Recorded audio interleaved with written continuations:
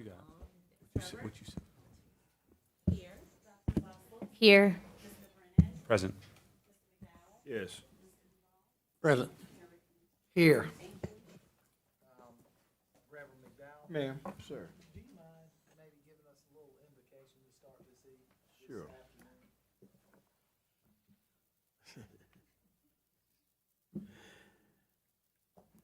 Lord, in the midst of all that we've experienced today, we certainly are grateful for your grace and your mercy that allowed us to assemble in this place. We ask for your continued blessings upon our city as we discuss, as we assemble ourselves in a conversational way so that our city expands itself, persons in our community expand themselves. We ask it, and we claim it. And, oh Lord, before I end this prayer, I pray not for rain today, but for your continued sun to shine pleasantly upon us and this city. We ask it in your name. Amen. The key word was pleasantly. Pleasantly, not violently. We will get started with these part 2 of the general fund department's presentation, starting with Public Works, our director, Mr. Robert Anderson.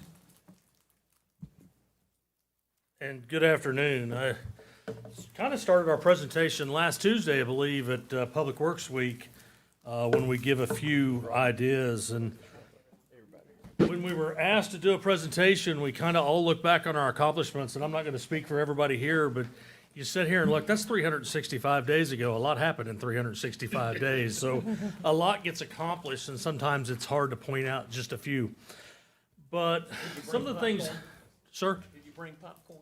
No, we didn't bring popcorn today. Okay, sorry. We could have, but you missed some good snow cones Saturday. I know that.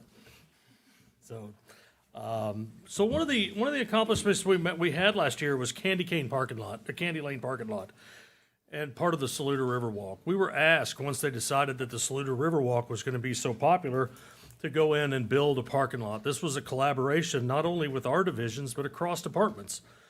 The design was done by engineering. The work was done by street division, traffic and forestry, with lights and landscaping and working on some of the paving. Parks and Rec came in after the fact. Parking came in after the fact. And Dana Higgins herself secured the millings that we got for free, so we didn't have to use a lot of crush and run. So it's just part of a collaboration. But that was a great accomplishment of just inner city workings every day. The other one that we've got, and we've talked about for years, is we want to become a no-kill shelter. And I'm going to talk a little bit about it and a little bit about next year, but the animal services had a live release rate of 78%.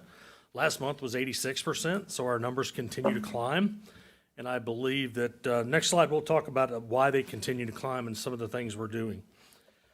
The big accomplishment, which was a hindrance to begin with, was the addressing service challenges amid a staffing crisis. Everybody knows our solid waste division got behind.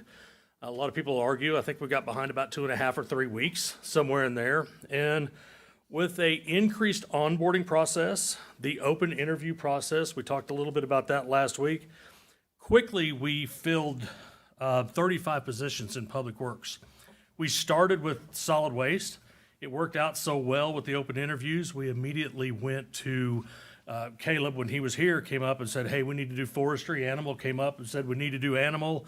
Street division's up here. And Denise and her staff was very quickly to expand that whole program for express staffing that we had to work. We actually ran some of the numbers on that.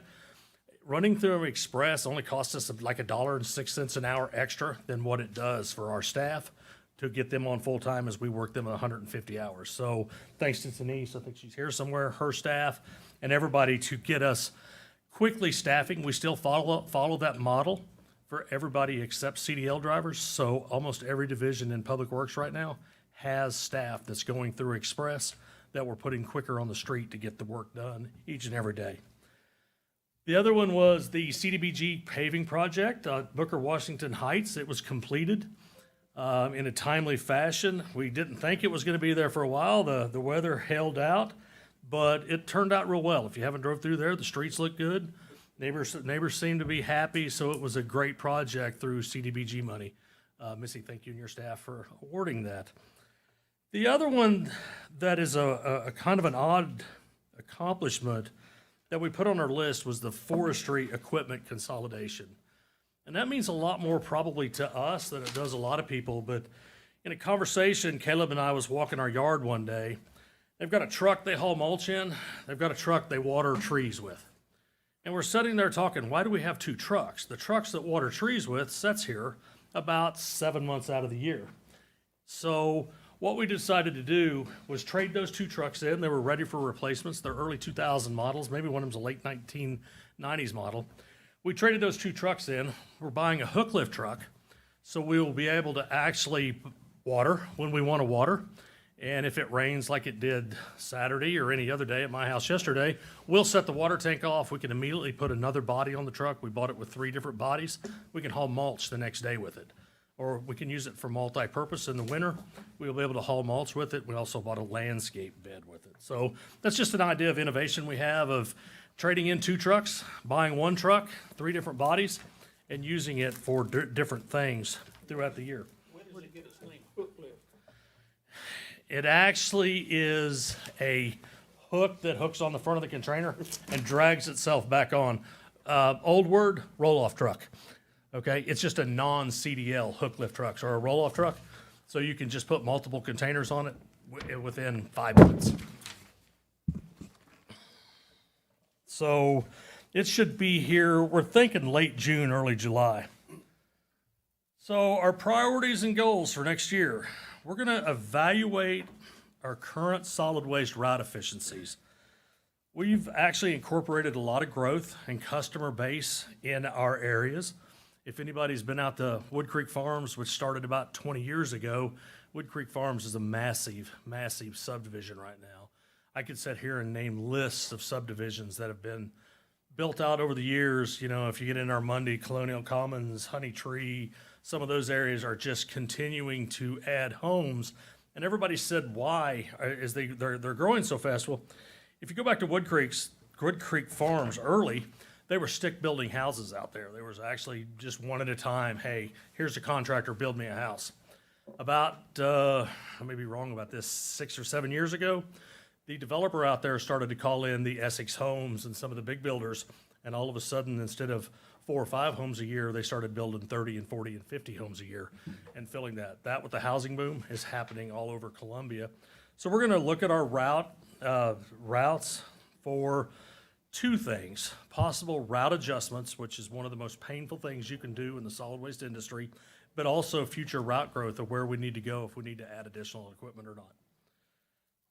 The other priority, one of our priorities next year is sustainability. We've got both the LEAP and LEAD grants.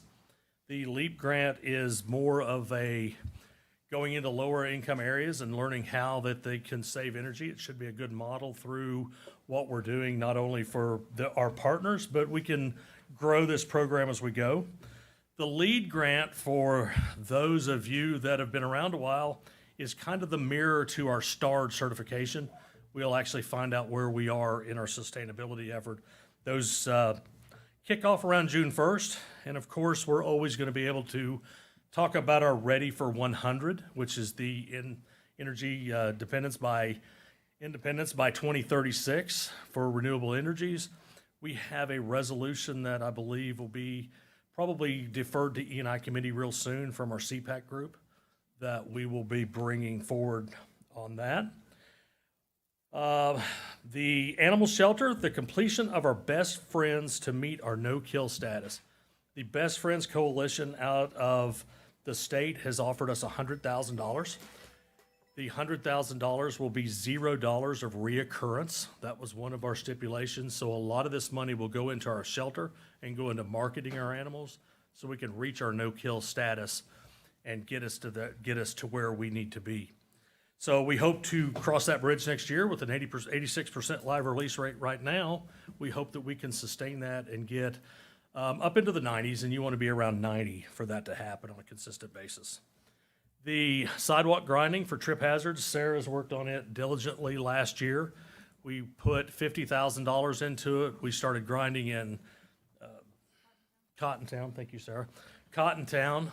Last year, we're actually restarting that project next week, and we have some reoccurring money next year. We're using a contractor to grind anything between a 1/2 inch and 2 inches, and then we'll replace anything over 2 inches they can't grind. It gets too thin. The two other projects we got next year are paving projects, is Calhoun Street, which is hopefully bid real soon. And then the one that is gonna be probably one of the biggest ones we'll do for a while will be our Wood Creek Farms, road rebuild.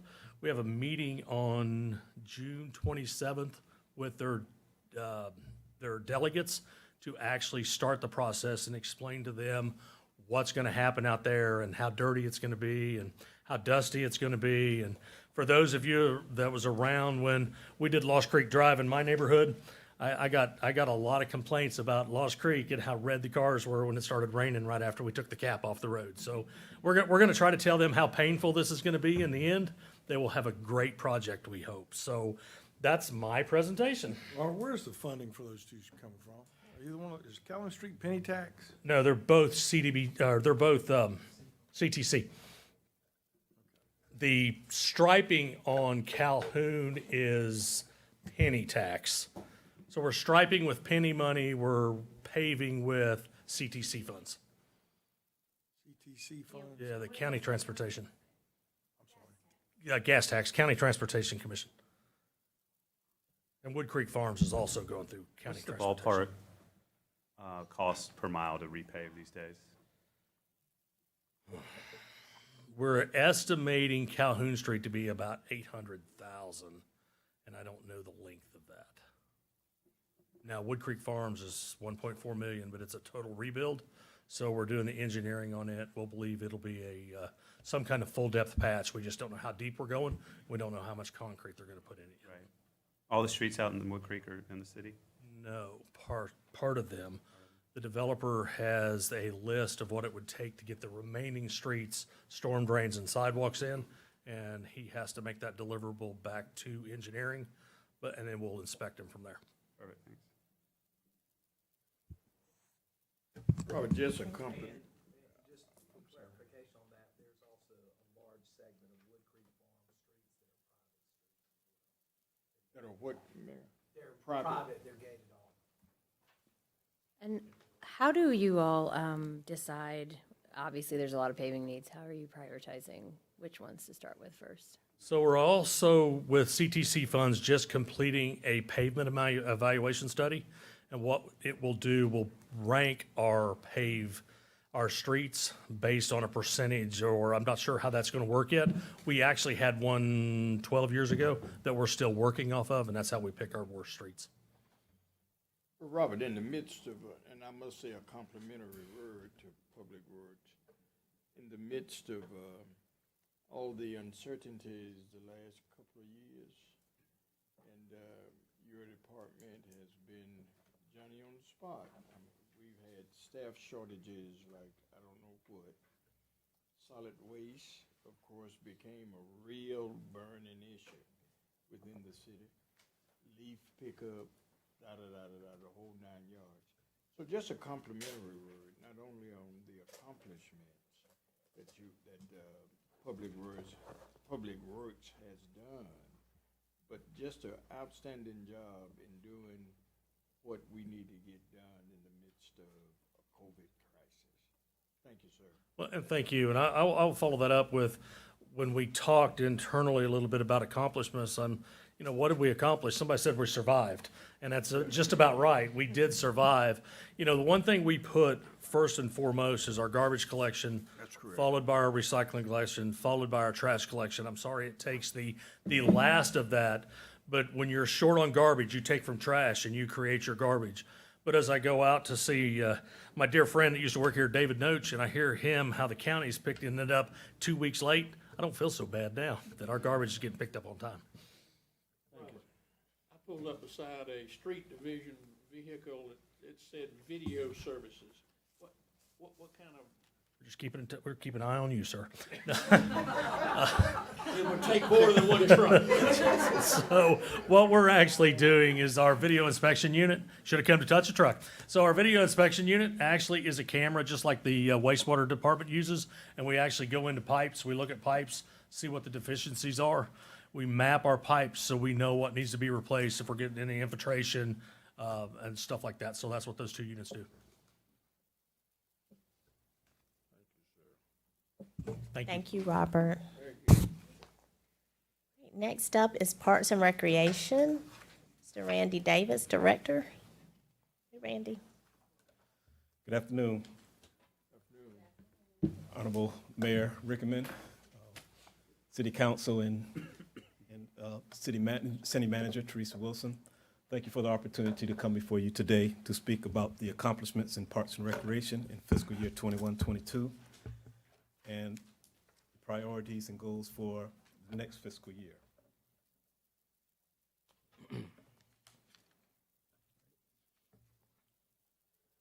Parks and Recreation mission statement is to change lives through a culture of transformational leadership, innovation, and phenomenal customer service.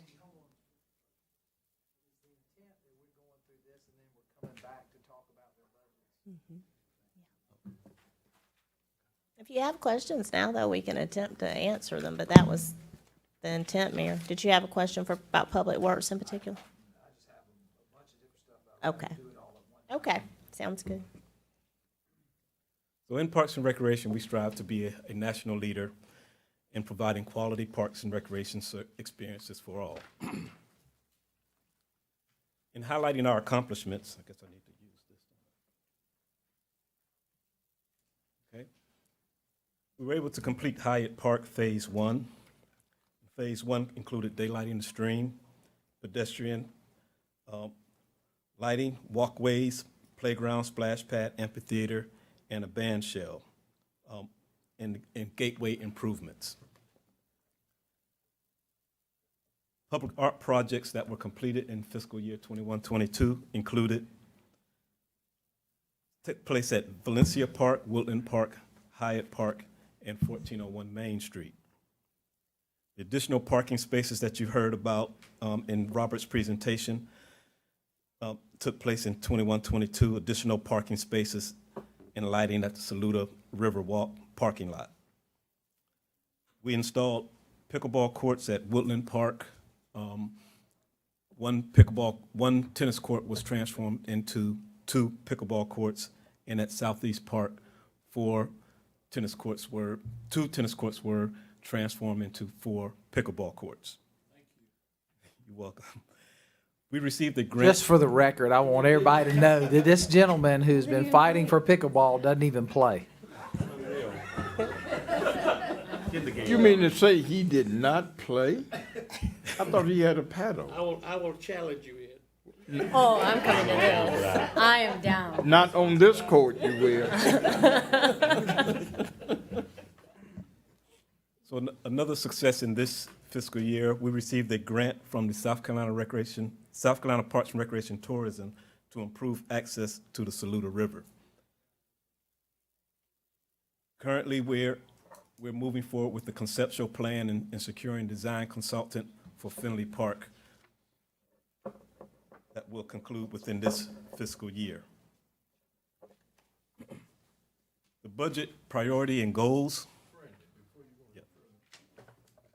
Maybe I missed it. Did we not include all of the parks that we updated? From the projects from the Community Development Block Grant, but those happened in previous fiscal years, actually. Oh, the monies were there. I think it would be good just to mention that because a number of our parks, of course, were redeveloped rather. And we actually put new things there. Yes, sir. While it was old, it's worth mentioning that throughout our city, those parks were redeveloped. That's correct. We've made improvements to a number of our playgrounds in particular. EB Sessions, which is in the Booker Washington Heights community. We also made improvements at Lorick Park, two playground features there. And we made improvements at Fairwald Park, which is located off of North Main, with a walking trail, outdoor exercise equipment, and a shelter, and two playground structures there as well. Oh, yes, we're actually in phase one of T.S. Martin, in which we probably should have made this presentation as phase one of T.S. Martin Park, and we're pursuing another initiative going forward in the new fiscal year at T.S. Martin. Randy, in the goals and budget priorities for 2023, where does the redesign of Mays Park fit into that structure? I know you've listed a lot of stuff, but not understanding exactly where these different improvements go when you talk about ball fields and bleachers, playgrounds, splash pads.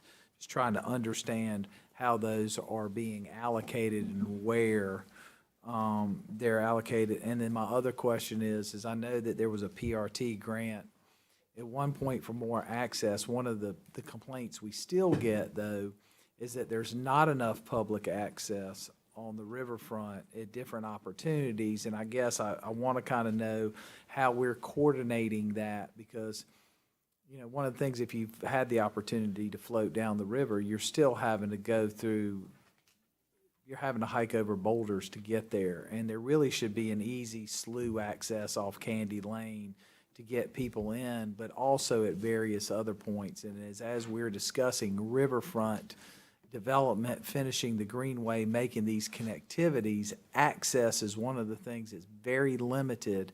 And so I'd like to, you know, make sure that we're pursuing the PRT, but also making sure as we're moving forward in improvement areas that we're discussing the, excuse me, the additional access to the river.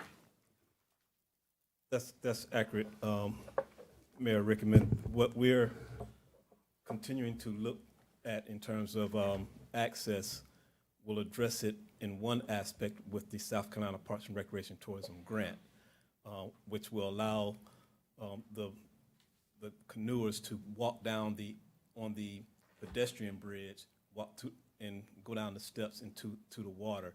Right now, currently, they have to walk over boulders to get underneath the bridge to get into the water. So we hope to make some improvements with this grant, but we'll probably need to look further down the line and prioritizing improvements, not only for our greenways and park facilities, but also our river access.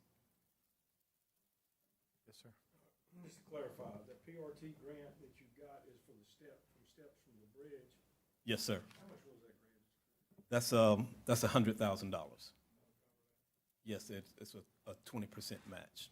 And then if I understand that there's $1.5 million or so in the General Assembly's budget for greenway access on Elmwood, will that be something that we build with that money? Do we have any idea yet? Yeah, we would continue, I think there's already been about $1 million allocated. So I think if that money stays in from the General Assembly, Mr. Taylor, we would continue with the design phase that we've already started and hopefully begin to see some construction if that money comes to fruition. I haven't seen yet that it's nailed down, but I'm pretty sure Dana has shared with the delegation members who asked what we've been able to do thus far. Well, my question is just if it becomes, then we build it. We do. Yes. Yes. So in further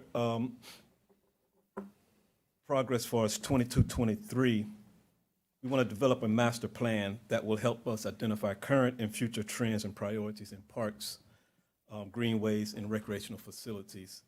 And many of those projects are capital improvement projects. To get to your answer, Mayor, that includes many of the infrastructure improvements that need to happen with our facilities, ball fields, fencing, bleachers, playgrounds, splash pad, which will also take into consideration Mays Park.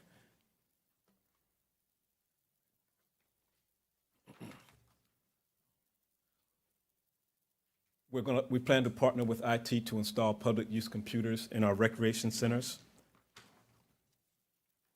Upgrading department's inventory process with CityWorks storeroom software to improve operations and efficiency. Could you explain that a little bit?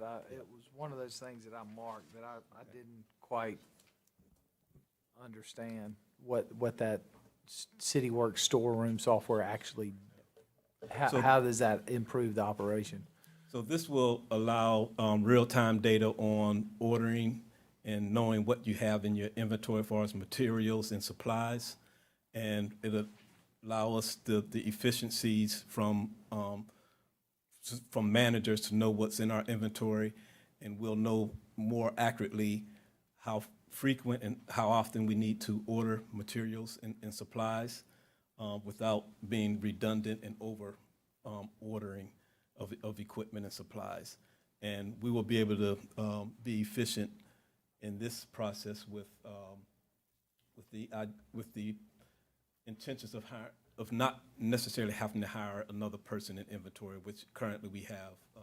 We've had 2 So employees. you're utilizing technology to become more efficient and effective. Yes, sir. When you look at bullet point number 2, you're looking at Wi-Fi technology as it relates to the recreational places, centers.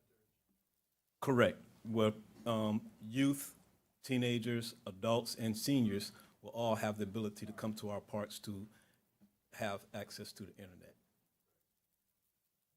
The budget for the computers that you're talking about. When I look at the budget sheet, there's only $100,000 capital outlay. That again is one of those items that will, in working with Missy Kaufman, that's going to be in our CIP, which is not part of this presentation here today. That's correct, Randy. So that will be enough to satisfy, getting back to what you're saying, Joe, getting back to the purchasing of that equipment and computers themselves, $100,000 would be sufficient. Yes, we have some preliminary numbers that we've started to research, and it'll take approximately, based on the number of computers and all the software it'll take, we're looking at approximately $100,000. Okay. Maybe. Let me ask you, I'm sorry. No, go ahead. Let me ask you this, just want to follow up on $100,000 in the purchasing of that equipment and computers, of course. Based upon cost analysis, is that going to be enough as things continue to go up? Do you see perhaps not $100,000, but say $150,000, just hypothetically? Is that $100,000 going to satisfy the equipment need and the computer need? Well, I can't speak to the cost of, what it takes from a IT perspective, but from the preliminary numbers that I received was approximately $100,000 from IT. I would just make a note that this is one of the opportunities where having grants, folks being able to tackle, talking to other cities and other opportunities, there's a lot of corporate support for programs, especially in underserved communities and parks and recs where computers and other things can be granted. And I think, this is one of the things as we embark on bringing in the grant folks to help us achieve our goals. These are, even the smaller grants like this, we need to make sure that they're reaching out, because there's a lot of opportunity that we could get reimbursed for this type of investment and not have to use our funding, but use funding that's available out there for these type of projects. I think Parks and Recreation has been really successful. One of our departments who's invested in a contract with a grants professional, Mayor, as you're aware, and they've been pretty successful. I don't know if you or Henry want to speak to that, Randy, but maybe make sure he knows about the need for additional technology? and- Yes, we meet just about every other Monday, and we go over a number of grant projects that we're exploring. We'll also ensure that from a technology standpoint, that we explore opportunities and work with potential donors that would be interested in the implementing technology in our parks, particularly for underserved populations. Well, that's, Mr. Mayor, if you don't mind. That's my particular concern. If we start out with $100,000, there are partners, of course, that could very well help in areas where there is a deficiency of funds. Right. If we could, a partner could very well buy into it. So, if I hear that and hear that correctly, I'm okay. Go ahead, Ms. Herbert, while Henry's coming. Oh, I just want to clarify, this partner with IT to install computers, and then we mentioned having internet access. So we have internet access or Wi-Fi access at most of our parks, or all of our parks? Okay, for Yeah, free. And just to add some clarification as well, IT, along with Parks and Recreation, did an assessment of our current computers that we have deployed in our facilities. It's been about 6 months or so, and we did a clear assessment of what we need to upgrade and replace. And we've started that process actually at the Belfield Center. There are new computers already installed at the Belfield Center. So we are assessing in collaboration with IT to ensure that our public use computers are upgraded, because one of the things that we want to focus on is there are young people that are out there that may not have access to a computer at home. There's also teenagers and some adults that don't have a laptop. So by offering these public use computers, they can come into our facilities and apply for a job.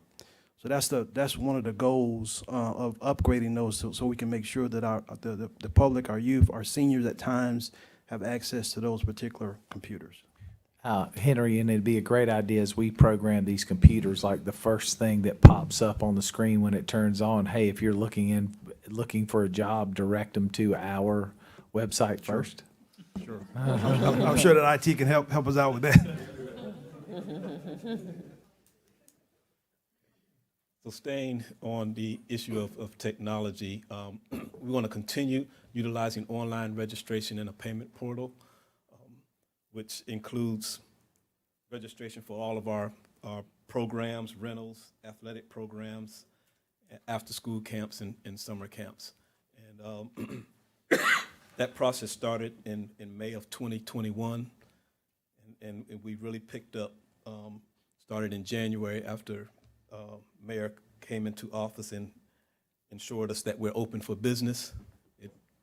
The revenue really took off from there.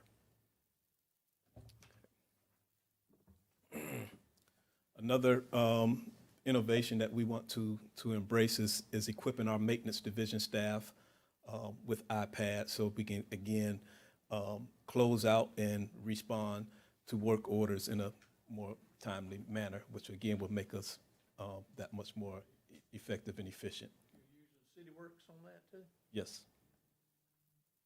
Okay. And in the coming fiscal year, we want to complete the design for Finley Park renovations and secure additional funding needed for construction. Randy, when will we have the final design and total cost, updated cost projections based Well, on the design? We're probably a couple months out from that. So that we date. thinking September? I would say that's a realistic time frame.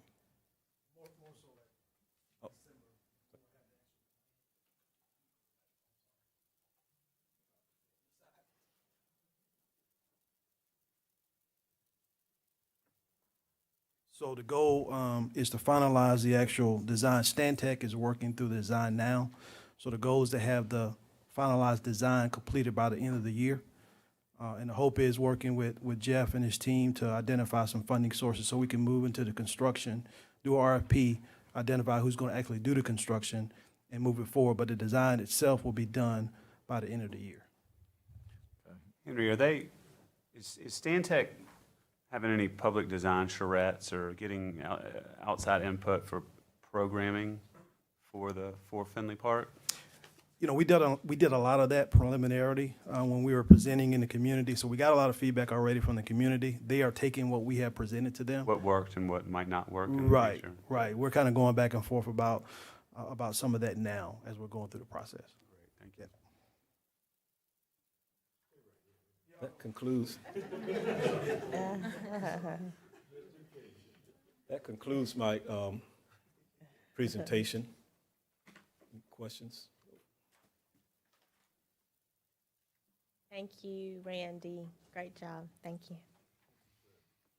And that takes us to another one of Mr. Simon's departments, General Services, with our Director, Kelvin Kiesler. And General Services, of course, encompasses fleet services and support services. Good afternoon, Mayor, City Council, Madam City Manager. Thank y'all again for giving us the opportunity to present during this budget workshop and provide our accomplishments for this current fiscal year and look at some opportunities as we move forward. First, tell you a little bit about support services. We maintain 56 buildings within the City of Columbia and 10 parking structures.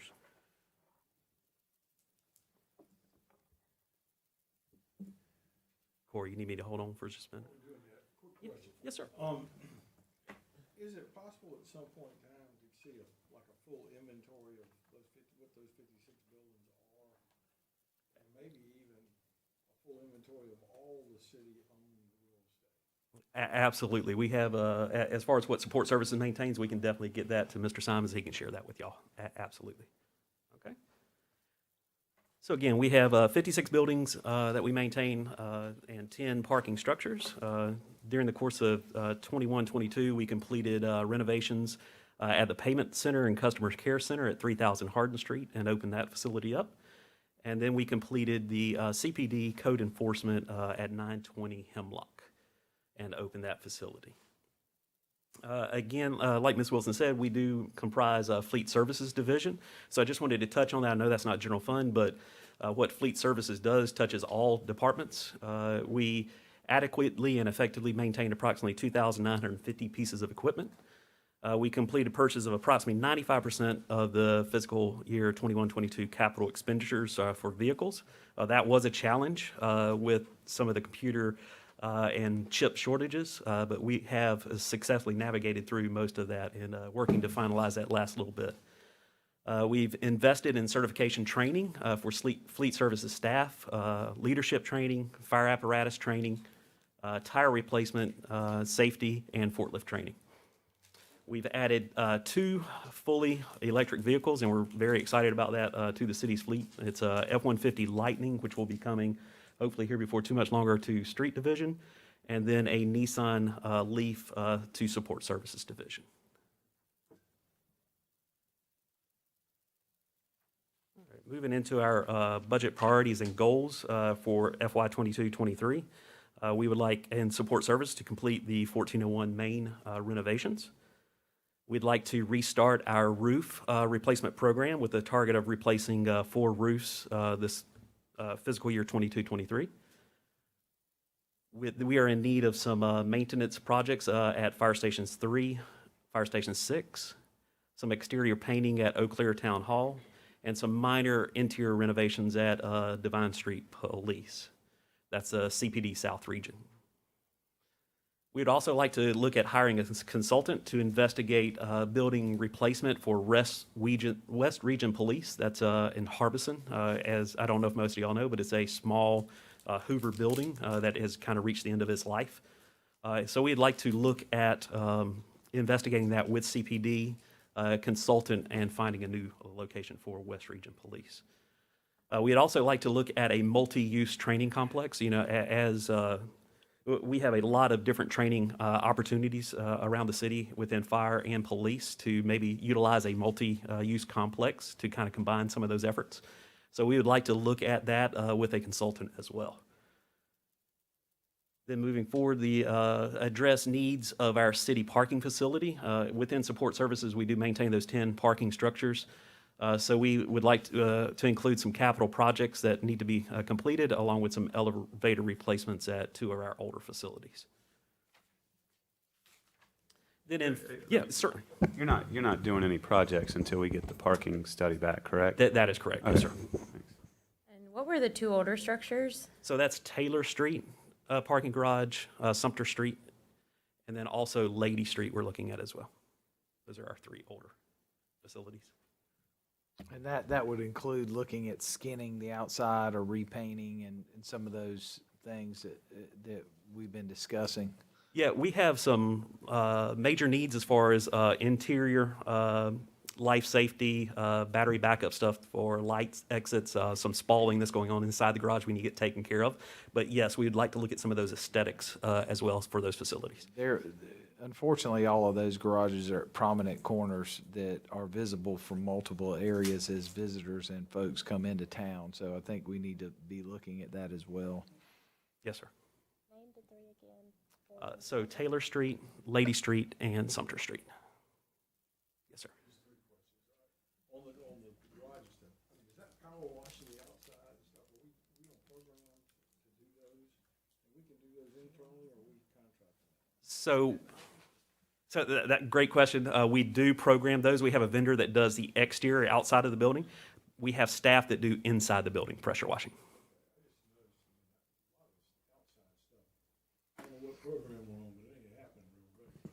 Yeah, you read my mind. Second question is, just tell me, I've heard the city manager use the term life safety a couple times too. Just tell me what you mean. So emergent exit light devices, so battery backup inside of our parking facilities for our lights. Some of our older facilities are not equipped with that. Just talking about exit signs and things like that. Sights and lights inside the facility. And then the last, when you talk about hiring a consultant, why would we need a consultant to find the location? I mean, you're talking about actually paying somebody to go to find a police location?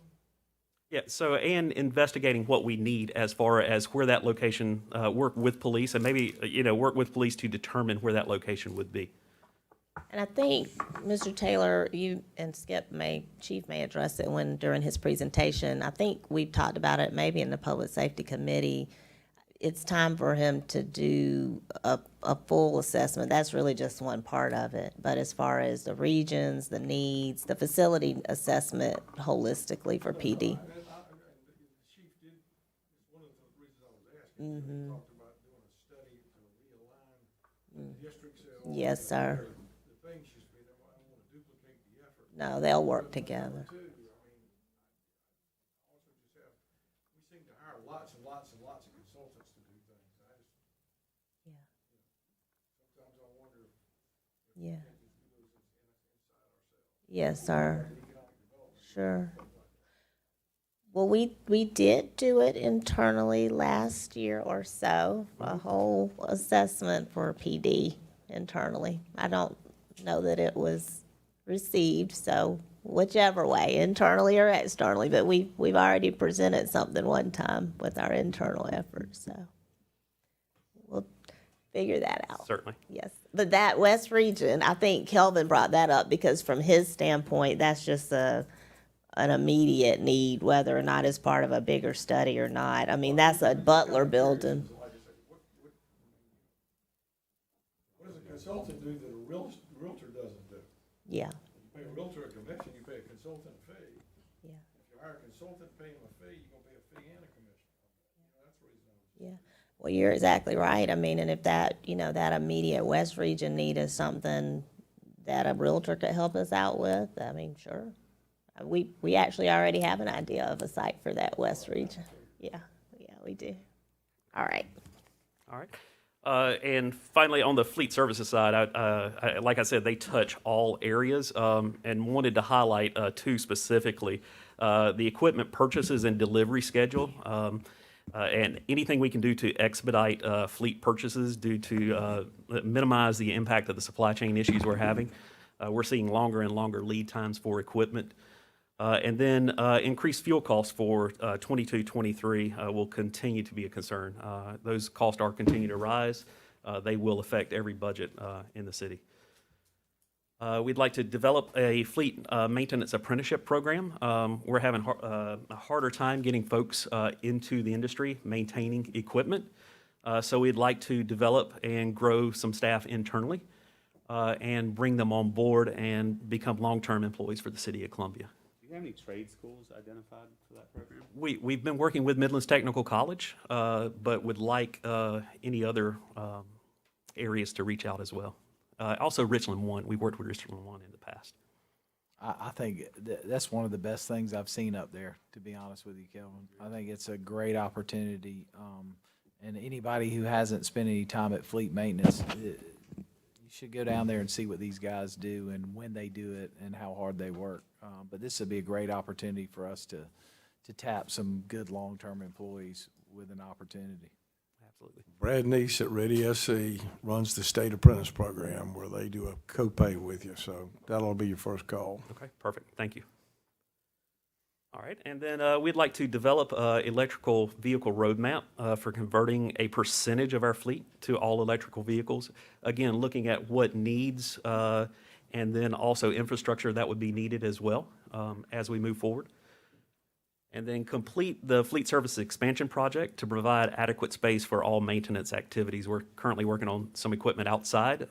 There has been funding identified for that expansion at Fleet Services. We're working with an engineer now on that design.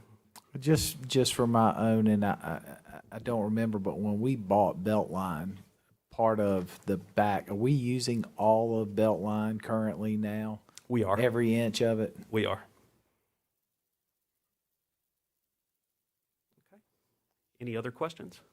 Is recharging stations your responsibility or parking services? So we handle the facilities, and those structures are inside the facility, and we maintain them, so they're ours. Are you charging for charging now? So I don't think we're currently charging for that. We do not handle any of the fees associated. We just maintain it. So parking operation actually handles the fees associated with that. All cities that are moving now, because of the demand, are all moving to pay for charge units, all paid by private sector, just like an ATM or this and that. They're all running it separately. Met with a group last week that, is interested. Our problem is, like most cities, everybody's pushing to expand this, but we don't have the infrastructure and the grid availability to handle all this at one time. So we've got to be very cautious as we move forward that we don't put in this push to do this, and then it creates other problems for our residents and others. So there's a lot of work to be done on this yet before we can start converting at the rate that some communities or some folks want us to. Yes, sir. And That's not a revenue generator at all. It's, I mean, it can be, but you got to have the quick charge, and that's one of the things that's being pushed out there. People are still having issues of getting from place because what we have, I mean, you got to have a quick charge to get that. And so one of the things is there is no rate either that's different for the quick charge. So they're paying 13, 14 plus markup. So really talking about 17 cents a kilowatt to upcharge. So there's a lot of discussion to have on that as we embark forward.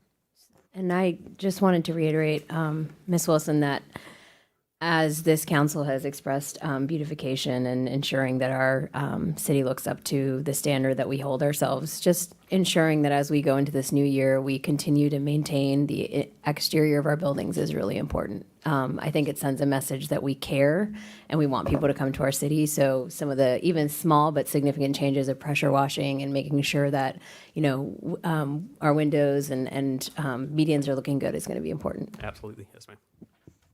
All right. Thank you all very much. Great job. Thank you, Kelvin.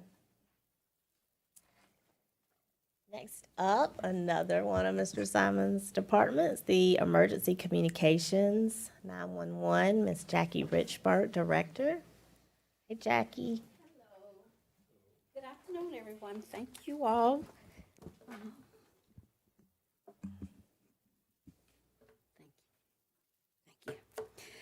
So good afternoon, and thank you all for allowing me to come up and share with you and talk with you about our accomplishments and our budget. I'm sorry.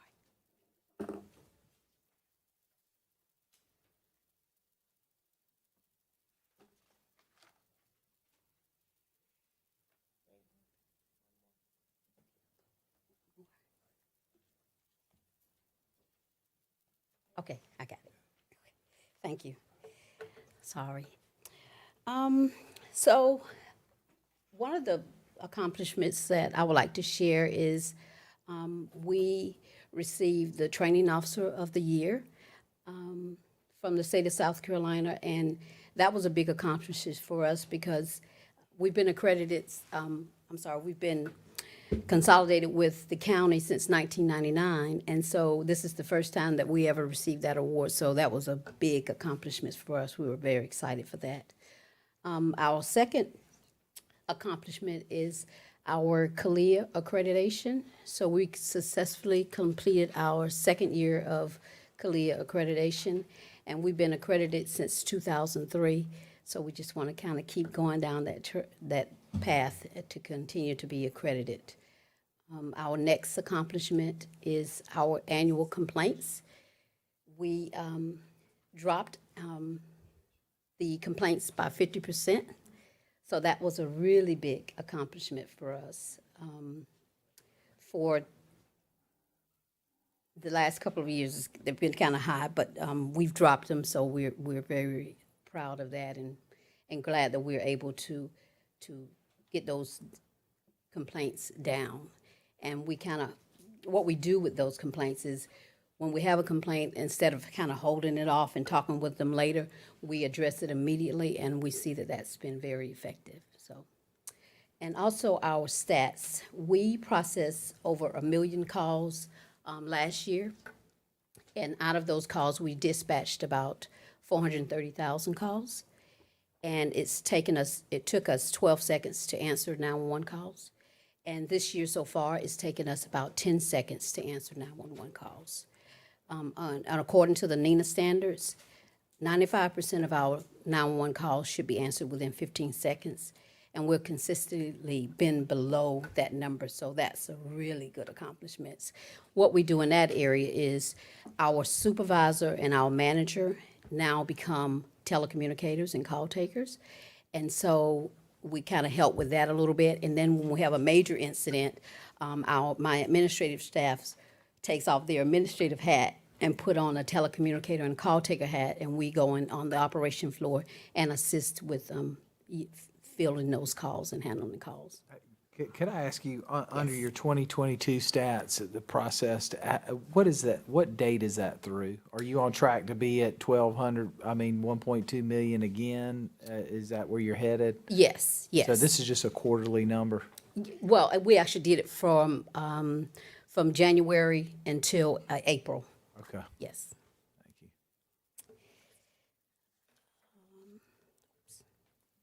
Now, the general nature of the concerns that you raised, centered around just a synopsis, are they similar in nature in terms of the concerns? I heard you say that we had concerns, but we resolved 50%. 50% of those resolved. So our complaints Yeah. dropped 50%. So the concerns vary from, yes.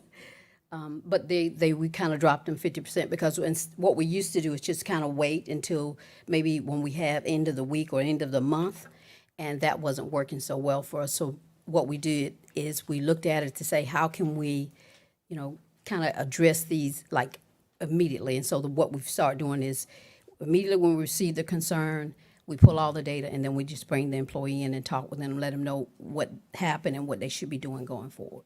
So that's how we're able to kind of cut that down. Yes. So the dropping of the complaints then comes from the addressing of our employees, and so they are now being trained more immediately, and you're seeing the benefit of that training take Absolutely. impact with right when you put them back on the floor. Yes, Okay, absolutely. okay, Yes. very good. Yes. And just one more question, just so I clarify, under the process phone calls, is that city or both city, county-wide? City and county. City and county? Yes. Thank you. You're welcome. And we'll move on to our budget priorities and goals. And so we're focusing on the staffing and retention. And I do want to say thank you to Ms. Javis and her wonderful team for the staffing and retention. We were able, with the career fairs, we were able to attract 8 applicants that we'll be bringing on May the 31st. So the helping with the career fairs has really been beneficial for us. So I want to thank her and her team again, and Ms. Sharon. And let's see, the professional development, that kind of goes along with the complaints again. We're sending some of our employees out for additional training. Also, we're doing some online training with them as well. And that's also assisting with the customer service. Our complete of the installation of our Guardian tracking software. That is what we'll be implementing for the 2022-2023 budget. And that will also help us with making sure that we see trends and things like that before it becomes a complaint. So we're seeing the trends up front when it comes to issues or concerns. And if we have to bring an employee back for training, additional training in a certain area, this system will assist us in capturing that data. What is that like, if it's taken too, sorry, I didn't mean to startle you. I'm sorry. If a call time's taken too long for a particular employee, what does it track? What's the Guardian Track software maximize?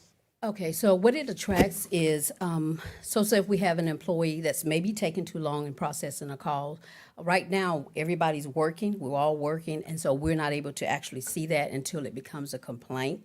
So the system, what it'll do is it will flag to say, because we have 120 seconds to answer a phone call from 911, what's your emergency, to engine 2, respond to whatever address. So if we're not meeting that 120 seconds time frame, this system will flag it, capture it, send us the report, and then we will go in and look at what's occurring and why it's occurring and kind of put the employee. Change up our operations. Yes. Does this also roll out does it track what services are sent to respond to calls, whether it's EMS, fire, police?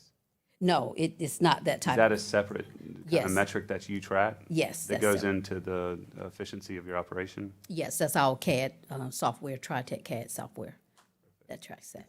Well, we use that to kind of narrow down these hot spots Right. on where we're sending all the services for folks, the homeless and mental health and addiction calls. Yeah, and from our, It's very interesting if you look at the data that we're able to track and how we should be using that as we move forward to help folks. when that came up in our area. fire service, obviously, as you know, Mayor, to future growth of their department, where the calls are coming from. Thank you. You're welcome. And this year, 2022-2023, we are looking forward to completing our 3rd year of Calea Accreditation. We're going to be attending some more training classes and some PAC meetings as well, and that will assist us in reaching that goal to successfully complete the 3rd year. Do you do your accreditation every year? I thought the CPD did it about every 4 or 5 years. We do the accreditation every 4 years as well. 4 years? Yes, but what they do is they do it online. So instead of them coming in-house, so we do it online so that they can look into our files and look into our records through the web instead of actually coming here. And then on our 4th year of accreditation is when they actually come on site. Yes. And upgrading of our flooring, chairs, painting, and consoles in the center. We're looking forward to getting that done. We've actually already started with the chairs. We received them on Friday. And we have also did some painting thanks to Kelvin and his team. They are amazing. So, and we have to be in compliance with the risk assessment. We had a risk assessment and they kind of told us some areas that we needed to improve.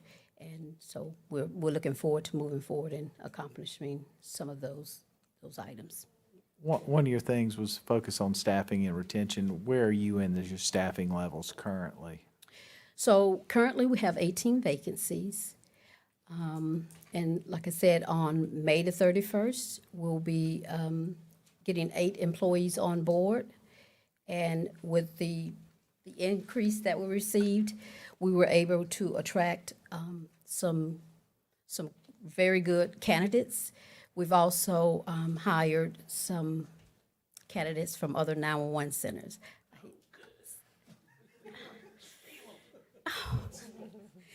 So, yes, so we have 18, and like I said, those 8, and thanks to Ms., I have to keep saying this, Ms. Davis and her team, we're looking forward to getting the other positions filled. And I should know this off the top of my head, I don't. Yes. From the time someone hires, the training process, what is the time frame from training a new employee for them then to be able to get into the console? It depends on the position, and it depends on the individual. So if you're training on something like fire or EMS, it could take up to 6 months to a year.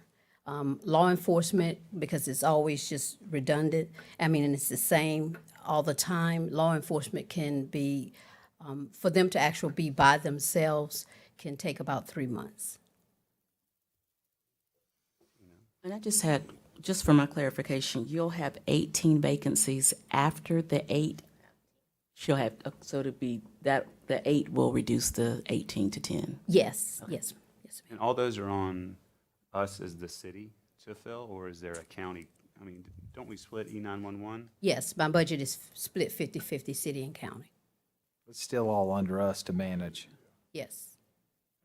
Jackie, do you want to talk about the, in this kind of interim time frame we're in and the work that you have been doing with Ms. Snowden from the county and the sheriff, and I mean, Mr. Simons might want to speak to it as well, but I do think that would be some context for the council that, we're kind of still in a waiting period, but we've briefed the staff, the sheriff and myself, you, Mr. Simons, we try to keep the staff updated on the horizon of Consolidated Center. The location, we've taken them to the potential location so they can see it and feel it and understand what that might mean for them. Right. But the biggest thing for me, I know, and for you as well, is ensuring that these employees, as that time gets nearer, that we're transitioning them as employees of the Richland County Sheriff Department, but beginning to phase in, and as we've already done with some of the salary increases, phasing that in a way that it's going to be seamless. Yes. So we do have meetings with them, and I work with Stephanie and her team as well. So right now, we're, like you said, in a stalling phase. The information we did receive was that the transition would occur July 1 of 2024. And so we're still they're working out the information about the salaries and the staffing and things like that. So that's still ongoing. We're super excited.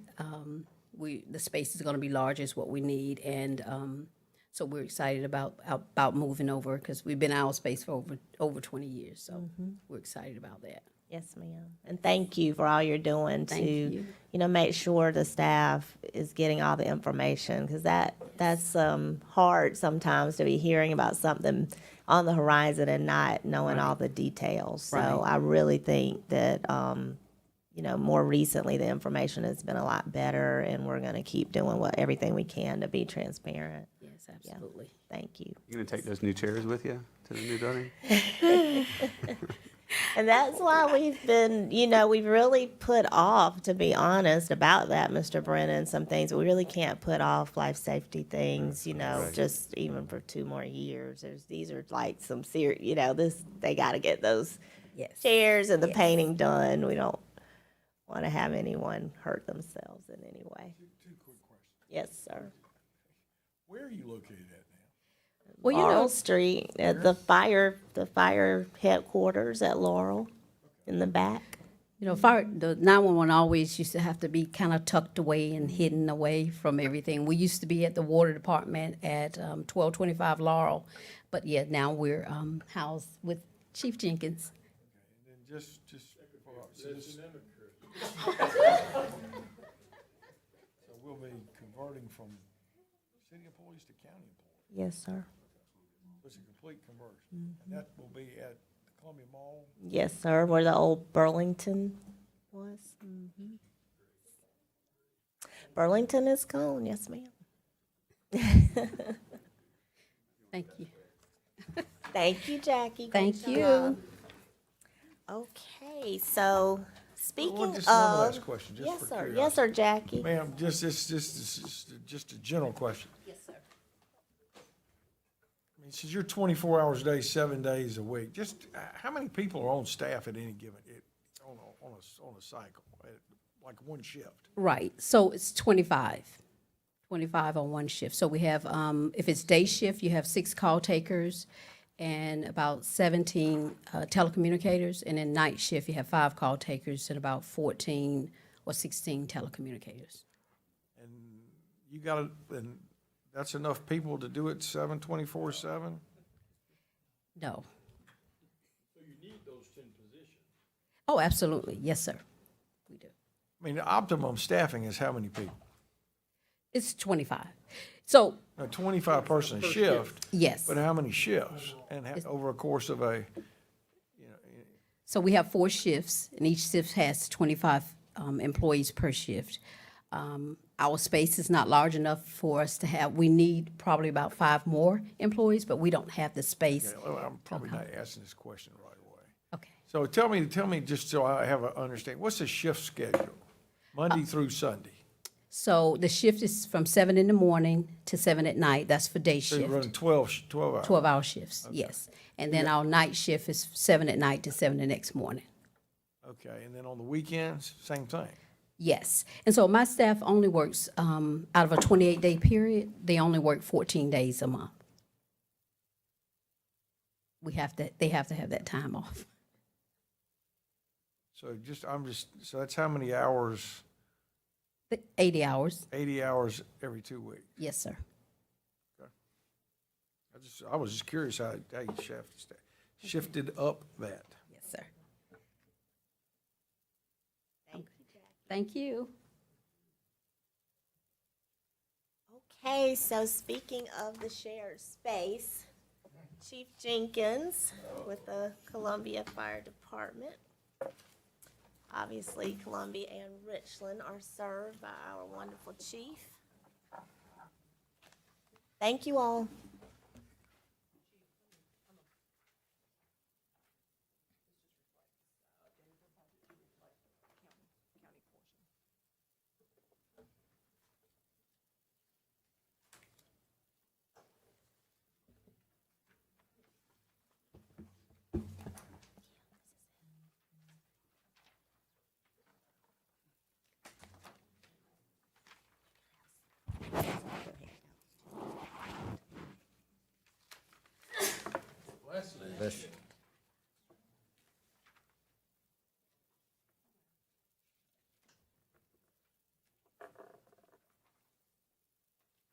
Oh, are we ready?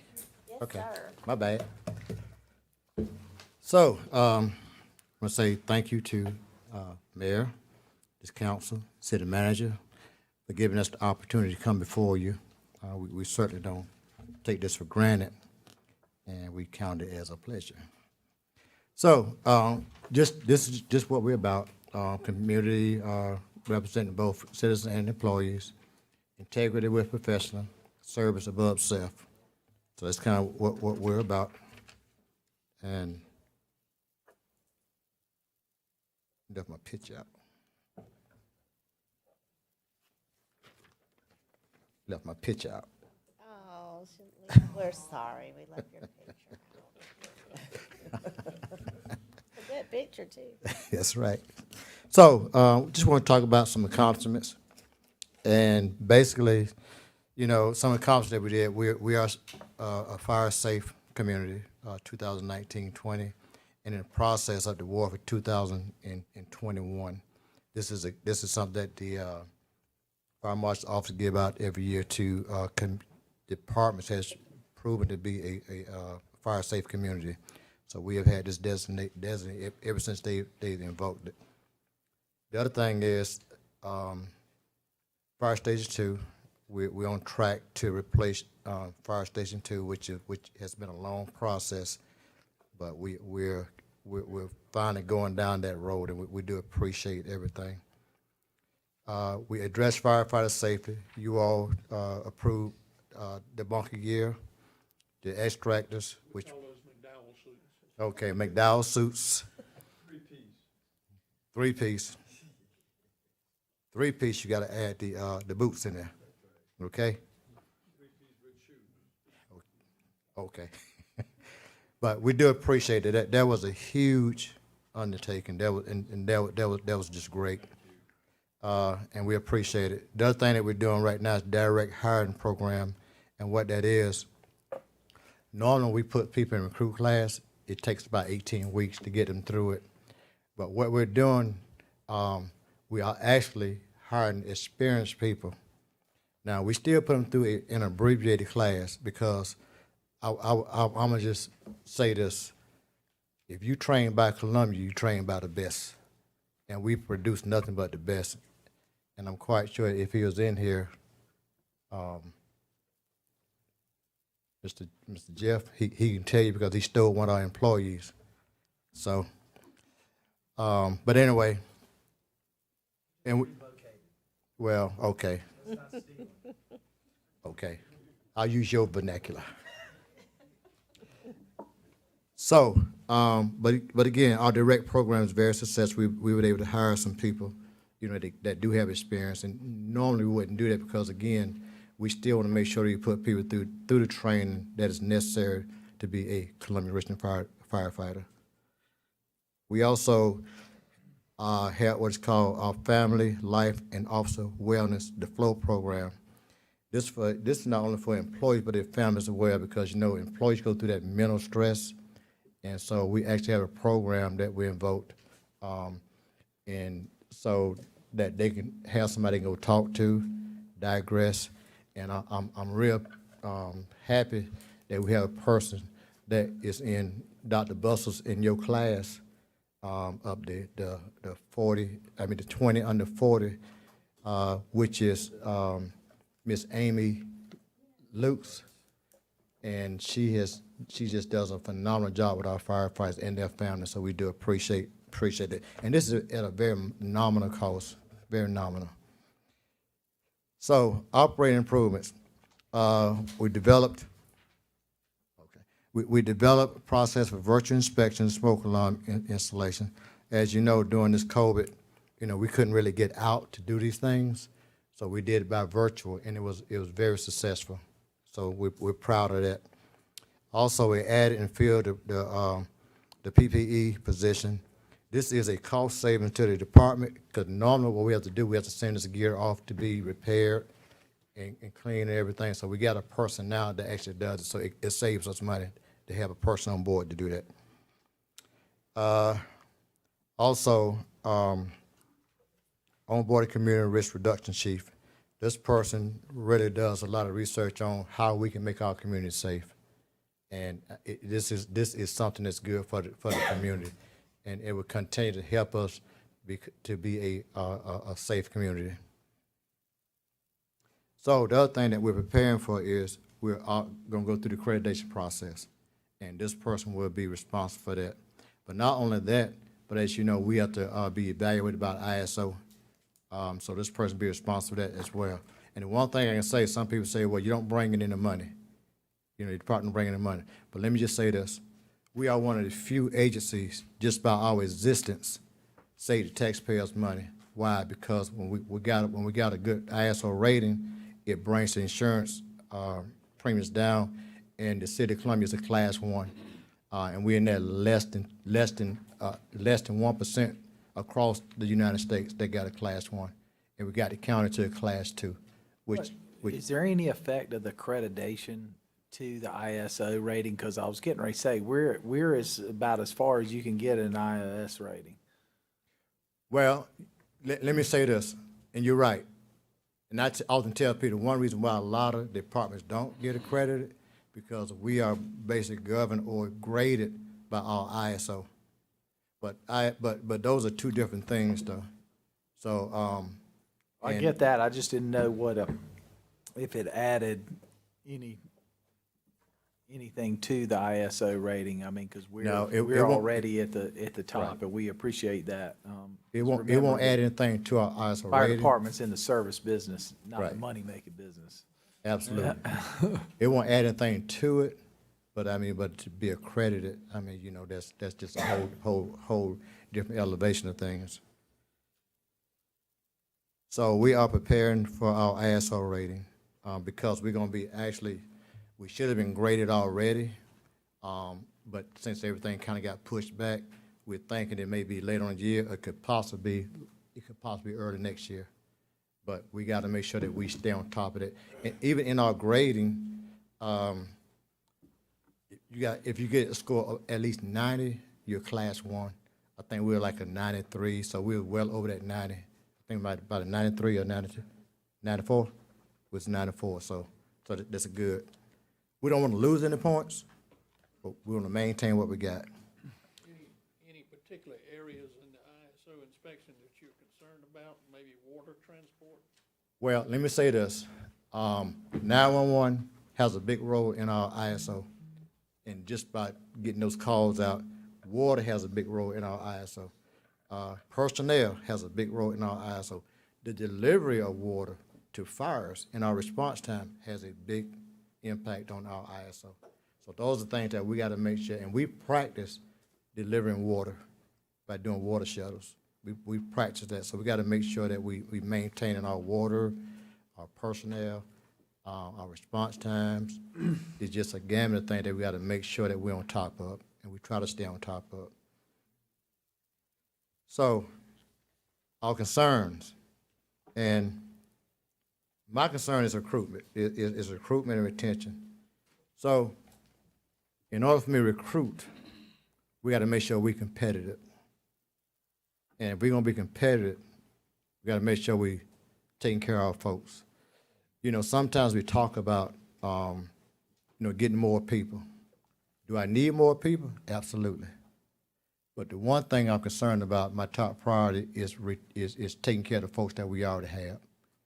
And that would be through, whatever means pay. That's probably the biggest thing right now, and equipment. And you all have really stepped up to the plate on some equipment as far as our second set of gear.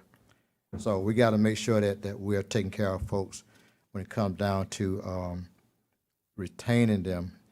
And that would just takes me into my priorities, my immediate needs. Again, increased pay, retention and recruitment. And I'm sorry if I harp on that, but that is just the reality. And the reason why I say that is because, again, we train people well. We really do. And we have a lot of training. And the guys like to train. But our guys and gals are very marketable. And what I mean by that, you got people always trying to snatch them up and get them on their team. Why? Because they also well trained. And so we just want to make sure that we retain the folks that we are training. It costs a lot to train people. Also, facility needs. Our firehouses.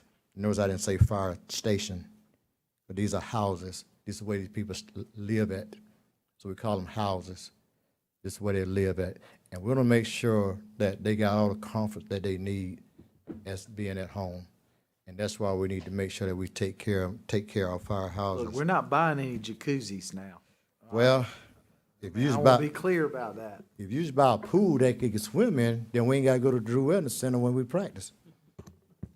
I'm just You're saying. paying for Drew's Wellness Center out of your paycheck and your property tax, so you ought to use it. We use it. we use it, Mayor.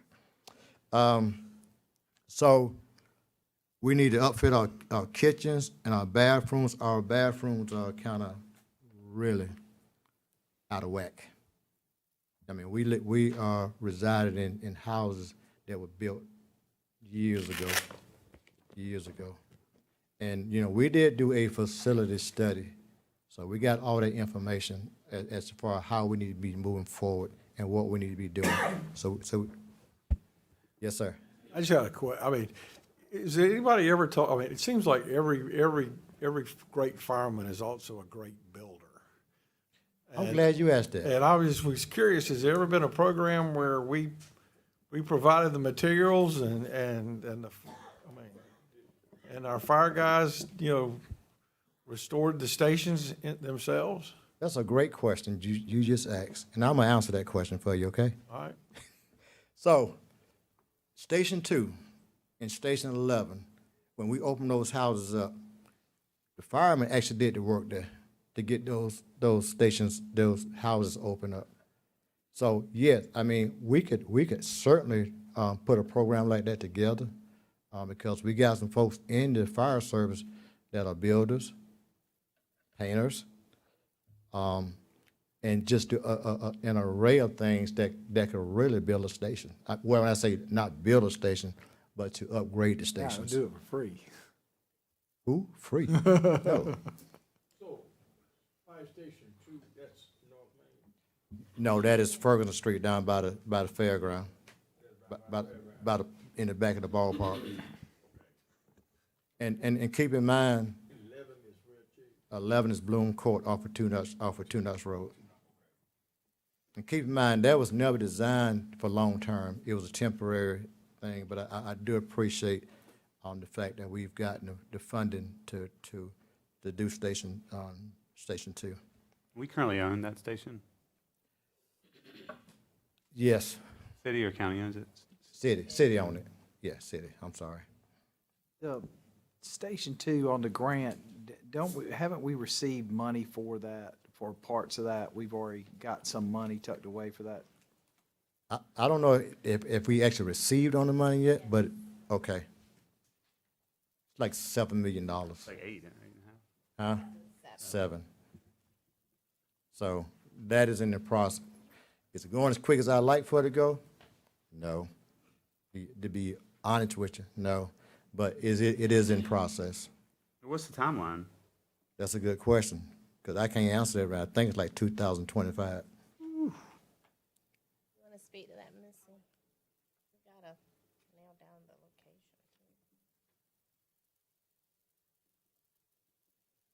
So this project is being funded with CDBG MET funds. Property acquisition probably is going to be the longest timeline we have. We do have a real estate broker on board helping us with that. We've already hired the A&E firm, so as soon as we have the property nailed down, they can start designing. So we're working, but it is slower because of all of the red tape involved, honestly, with the funding source. But we have a site selected. We're in the process of firming it up right now. What's the service area on that? Neighborhoods? That's USC area, Rosewood, down Bluff Road, the Olympia area, and, and also parts of downtown, as far as first to do in the area.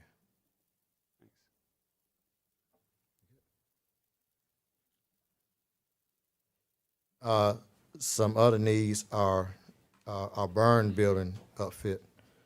We have to train. We have to train. That's part of the ISO rating, is our training. And we have to do live burns, which means that we got to have a good burn building. The burn building we got now is old and it needs some work on it.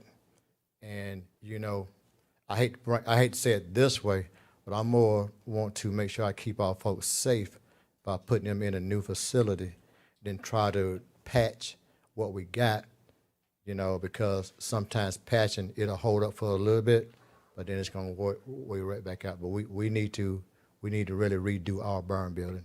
Are we able to utilize condemned buildings and other things to use for training opportunities? Because I know that we've seen a tremendous, especially in the residential, but I think there's also some commercial entities. Is that something that we're actively trying to work and use and pursue so that you can use those as training opportunities as well?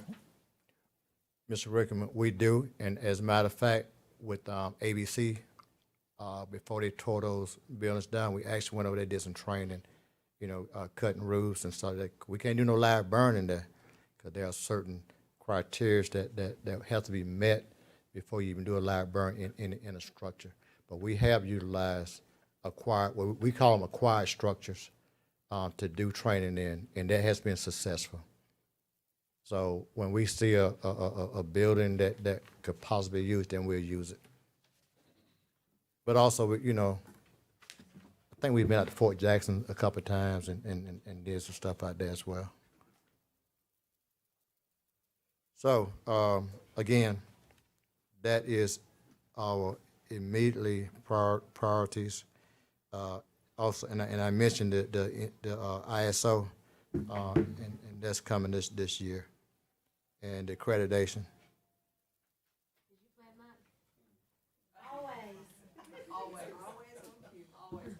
They were a little late this time, though. Wasn't as dramatic. I know it. I got to get on them about that. Also, you know, the county contract will be coming up, so we definitely got to get working on that. Get you know, what are priorities we need to do on that, so that'll be coming up. And of course, we talked about the new positions, operator lead assistant, 1 safety lead administrative assistant, 2 fire marshals, and 3 training officers. We do a lot of training, and we don't have enough training officers. So what we have to do is we have to utilize other instructors off the shift, and they do help out. But, you know, that gets into overtime. So that's kind of our priorities. And then we get into the moderate priorities. Forecast needs, again, a training center. And I think our facility guy kind of talked a little bit about a joint place. So we do definitely, we would love to partner with CPD on some type of joint training center facility. I think that would be ideal. Is there any value for the smaller rural communities to come here and train? So if we had a thing where we could charge them for training facilities or joint grants, one of the things that we saw in Charlotte when we went to visit the police training, which also had the fire training on that land, they were getting a lot of money from the federal government to enhance their training facility because they're able to do cross-training with different agencies. Have we looked into that as a possibility on how we could create that so that not only do we get a newer facility, joint facility that benefits, but also having some other resources to help offset that cost? You know, we talked about doing something just of that nature, getting them to kind of go in with us to do a facility, get them the opportunity to get X amount of training that is days or times that is basically designated to them to help build a new facility. But we get requests sometimes from, other agencies that want to use our building to do training. Now, they don't go down, some of them don't do burning, they may just use it for example, like Richland County, they may want to just go in and do some SWAT stuff, you know, opposed to doing any kind of burning, but just utilizing the building itself. So that is a strong possibility that we could probably explore, but we have talked about doing something like that. Okay, and of course we would need showers, break rooms, training props, classrooms, just all the bells and whistles that go along with a real good training facility. So also, you know, just our fleet, just continue the replacement plan and the maintenance repair. Chief, I just had a question. When other agencies or organizations want to use the facility, do we charge or do they get them for free? We don't charge them. We have not charged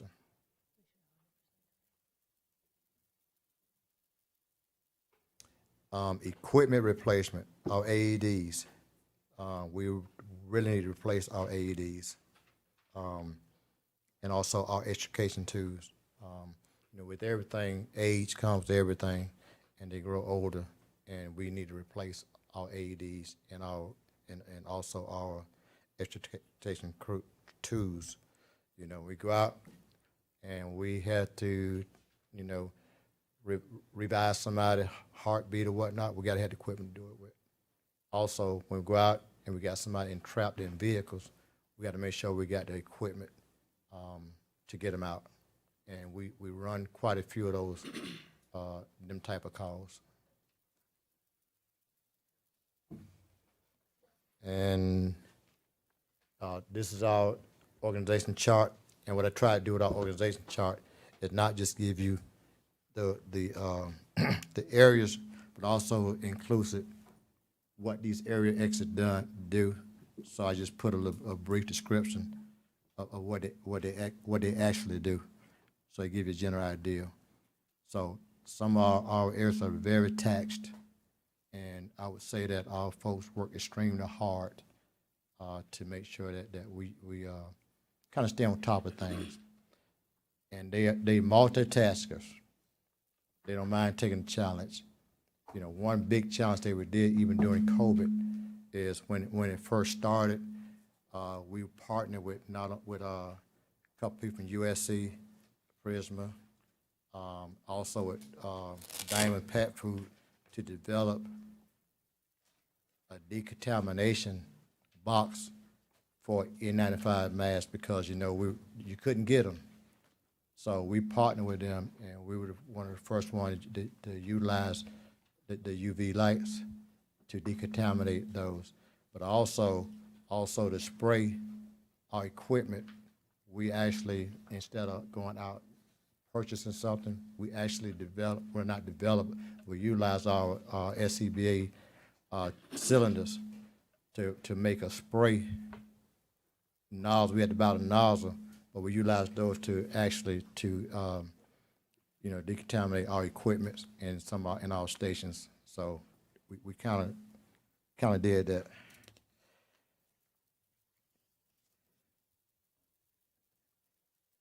And staffing, right now we're about 30 positions short in our suppression. So in essence, we're about 90. I think this may be just a little high. It says 96%, but I think we're more probably 94% staffed up, between 94 and 96. But we got 30 openings in our suppression, and when you look at that 30, half of those are county. Because when we put people on shift, we try to make sure we even everything out between the city and the county, and that's what we do. And we got a couple of them in administrative. Again, thanks to Jeff for taking one of our persons, so that's okay. But anyway, and yes, how can we fill those positions? Well, we'll fill those administrative positions. We'll fill those. As far as in suppression, all it takes is one class for us to fill those positions. Again, with the direct hire and also, putting through recruit class, we can do it. We are one unique thing about us when it comes down to bringing people on is we don't have to send them to the fire academy because we got our own instructors that teach our folks, so we can put them on pretty quick. It all just depends on what kind of experience they got, whether they direct hiring, we put them through, I think, 6 or 8 weeks of training, or whether they're brand new, somebody who, like me, didn't know anything about fire service when I first came in here, which will require about 18 weeks of training. So, but we could do that ourselves. We still utilize the fire academy for certain things, but as far as the training, we do our training. But certain things we have to go to the fire academy to do though. But that's kind of it in a nutshell. You have any recruits currently that aren't counted in that 30 number? All of our recruits in class right now, I think we got 15 to 16 in recruit class right now. And so they're not counting. This is outside of that number. Yes, sir. They're not counting in that 30.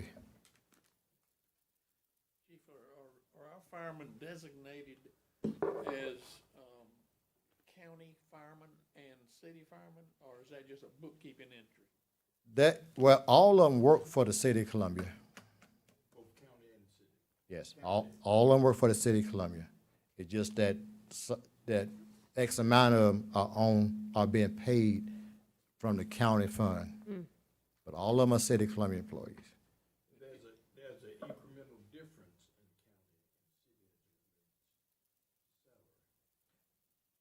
in No, sir. same salary. Yes, sir. Depending on what rank they are in, you know. Is the reimbursement tied to a person, or is it just administrative? You see, all of them are City of Columbia employees. Mhm. So it doesn't matter whether little Johnny goes to Hopkins and serves, or whether he's down in Olympia and serves. Now, they get paid out of that account, cause we have to do, you know, we do, if we move somebody from a city station to a county station, then we have to transfer that person out of that city account, basically, to that county account, that they be paid out of that account. Y'all gotta get that straight in the negotiations.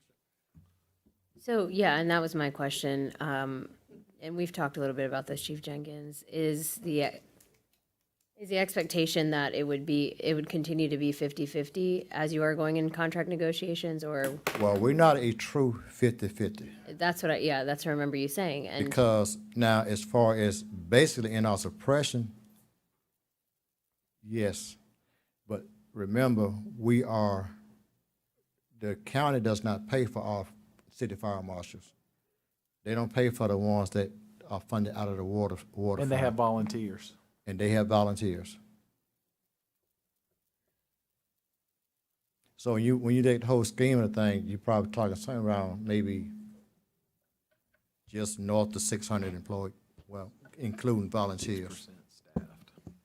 So the budget you're going to bring forward here in a little bit is, we will take that forward to the negotiation for the new contract with the county. So there could be some fluctuation there. What's the process from the numbers you're presenting, the wants and needs in your budget? If we say, okay, what's the next step for the Columbia-Richland Fire Service negotiation with that number? Well, I guess what needs to happen is that there needs to be some conversation with the county as well, to make sure that we're all on the same page. For their commitment to their portion of the funding. That's correct. Does your number take into account the growth of certain corridors in the county that we've talked about in the Fire Service Committee? Not quite. Well, let me put it this way. We budget for what we need for the position that we got. Now, if we increase, just like when we talked about when Ms. Wilson, she signed something for them to look at the Lower Richland area, and we sent it over there to them. So if they add those positions, certainly then the budget got to grow for those positions, especially in the Lower Richland area with all the growth that's going on. You know,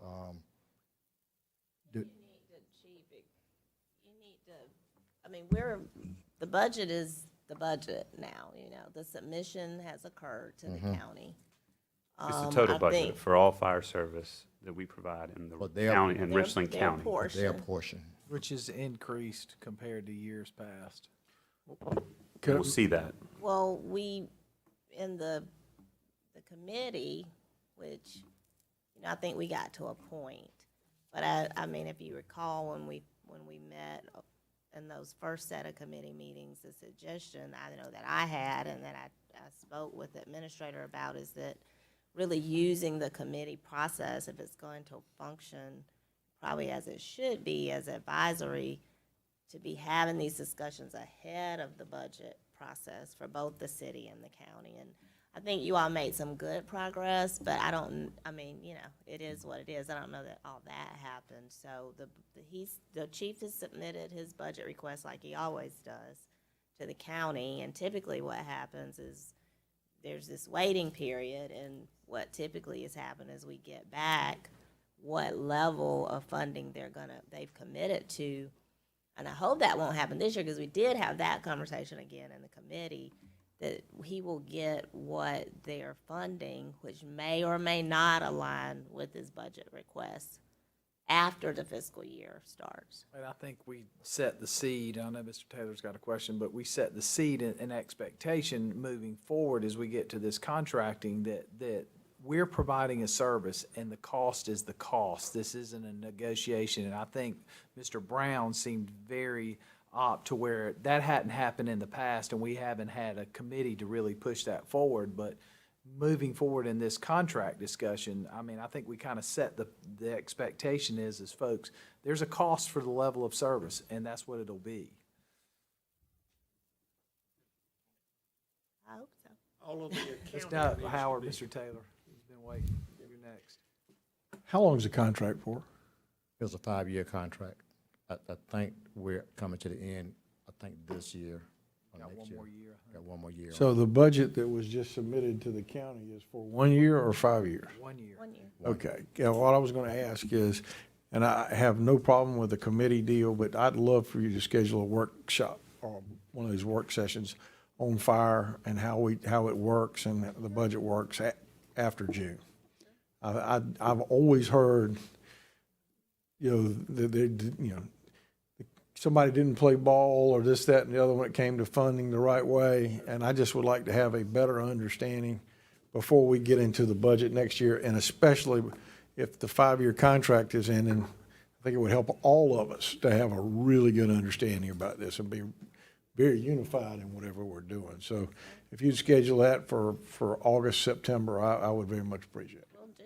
And I do think it's important that as we talk about that, one of the things that we continually talked about is the level of service and how important it is. And as we talk about new firehouses and budgeting and CIP, how that plays into emerging EMS because of getting service and time out, as y'all know, as we see, we're spending a lot of time being the first responder where geographically, and if you look at the data that we have from 911, our case is proven just in the service calls. So that's one of the things that we're edging. I've talked to Mr. Pugh and some other folks, but we'll continue to do that. Okay. I've had it explained to me 2 or 3 times, and I still don't understand. That's, It is. that's a Citadel education, sir. Walford will do a whole lot We are better. choosing violence today. Okay. Good? We'll try again. I will test you after you have your explanation. Any more questions for me? Are you going to call the Fire Service Advisory Committee meeting anytime?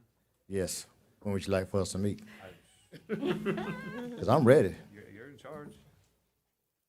Anyway. Well, I just would add one thing, because I do think what the mayor was talking about with this 5-year contract coming up, I mean, I think there's some serious thoughts, and I'll, he brought it up. I wasn't going to today, but whether it's the merger of EMS into the fire department and some things like that need to be a city-county discussion that I just think make earlier when Robert was talking about the growth that we're seeing, in areas that are partially city and partially county. I mean, I think it's time for a whole new look at how we're dividing services, how we're dividing payment, how we can merge things to create some scale. I mean, and again, I think if it is, the contract does end this next year, spending some time in fiscal '23 to be prepared for it, I think would be, and I think we all need to be on the same sheet of music as staff and council when we're dealing with other entities. Because I gotta tell you, during the campaign, somebody sent me a picture of a fire station with a chain link fence in it separating the trucks from the ambulance. And if that's a real picture, It is. It's real. It's very, then I'm just saying that's the stuff we gotta fix in this next go-round. and I think coming up will be the golden opportunity to address all these issues so we can really come up with a good working contract that really unifies the two, the Richland County and the city council. And let me say this, Ms. Wilson, if you think it's best that your committee meet a couple of times and then, they make a presentation with the chief to however you want to do it, I'm fine with it. But I would like to have a pretty good feeling, in the first quarter, at the end of the first quarter of the fiscal year of kind of what we're looking at, you know. It's probably twofold, sir, because I don't really necessarily control when that committee meets. I mean, the chief and I can talk to the administrator about them. No, I was talking about our committee, if whether it's just our committee members on that. I I'm not see. talking about, I got you. we need to know where we are before we, I understand. Well, I think that's important, Councilman Taylor, is for us to all have a vision to put forth to the Right. county, is to where one voice, absolutely. I would think a workshop of the whole council Okay. is what's appropriate. and if you'd schedule that, I'd appreciate it. Good. Mayor, council, city manager, Thank you. Chief. and all of your staff, thank you all. Thank you, chief. Y'all doing okay? Need a break, or can we keep on trucking on? You need a break? Okay, yes, sir. Yes, sir. Thank you all. Yeah, needed a break. I understand. It's a lot of information. We are back online, and we've got our wonderful court administrator, Ms. Catherine Jackson, who's here with us today. I hope all of you have met her, but I don't know that for sure.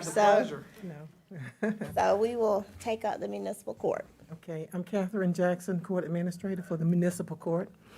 Thank Ms. Wilson and Ms. Benjamin for the opportunity to serve the city.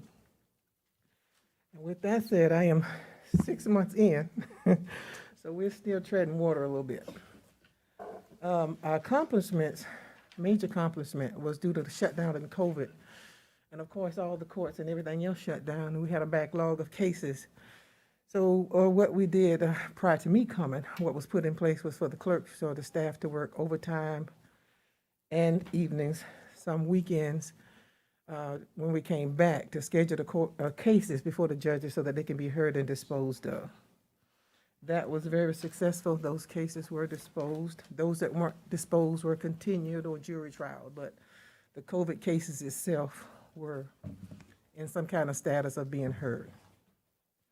We also streamlined the process of handling backlog cases pre-COVID. There were cases, a good bit of cases, I think about 9,000 or so that were pre-COVID, just sitting there. And so what we did was we divided those cases among the staff in smaller increments for them to schedule them. And with that, they had to research those cases. Some of the cases go back as far as 2010, 2012. So those cases had to be rescheduled, researched first before they could be rescheduled, and then put back on the docket to go before the judges to hear. So they are still diligently working on those cases in addition to the current cases that are steadily coming in. We also streamlined the process of making sure that general sessions would receive the documentations that they needed to hear their cases by creating a form, just a simple form for signature. Once the bailiffs dropped the documents off to the general sessions court, because for some reason when they were getting over there, they weren't getting them. So we created a form so that it could be a sign-off checklist to confirm that they had received, that they currently now receive the proper documentations to hear their general session charges. Our department right now is in the process of going through a audit with SLED, State Law Enforcement Division. And it's for security awareness. Everyone that works in the court, from the judges on down, have to either be NCIC certified, meaning they can pull the national criminal background checks on defendants that come into court, or even for the judges that actually read the rap sheets. So if the judges are not certified, they have to go through the security awareness, which is a 15-minute training and a test for certification for certificate at the end, be fingerprinted by the police department, driver's license, and other documents to go along with that. So we're in the process of completing that certification, probably within the next month. I would say June, maybe. It should be done. We should be done with that process. That's not that wasn't any type of anything that SLED mandated we do. It was something we wanted to do so that we can make sure we're certified in that regard. That is mandated by SLED. Okay. We have a room that, you have to be certified to go into that NCIC room. Okay. And actually to pull rap sheets, before anybody come in as far as jurors, serving juries and Right. defendants, we pull rap sheets on them. But it's not a pecuniary thing. I mean, it's not something that, It is mandated by SLED. We have to I go understand it's through- mandated, Okay. but it's not that we were not in compliance. I mean, we're doing something that every other court ought to be doing. Yes, ma'am. Yes, Yes, ma'am. okay. Yeah, they're going through the state at this point with all the courts. Right, Yes, ma'am. I'm sorry about that. May I just ask, Yes, sir. I heard you say earlier, 2010, 2012 cases. Are these pending cases or what? 9,500. Some of them are yes, they're pending cases. 2010? Yes, sir, meaning that they've either been in a jury trial status, they've been continued for whatever reason. Yes, sir. So, oh, good grief. Yes, sir. Yes, ma'am. Ms. Herbert.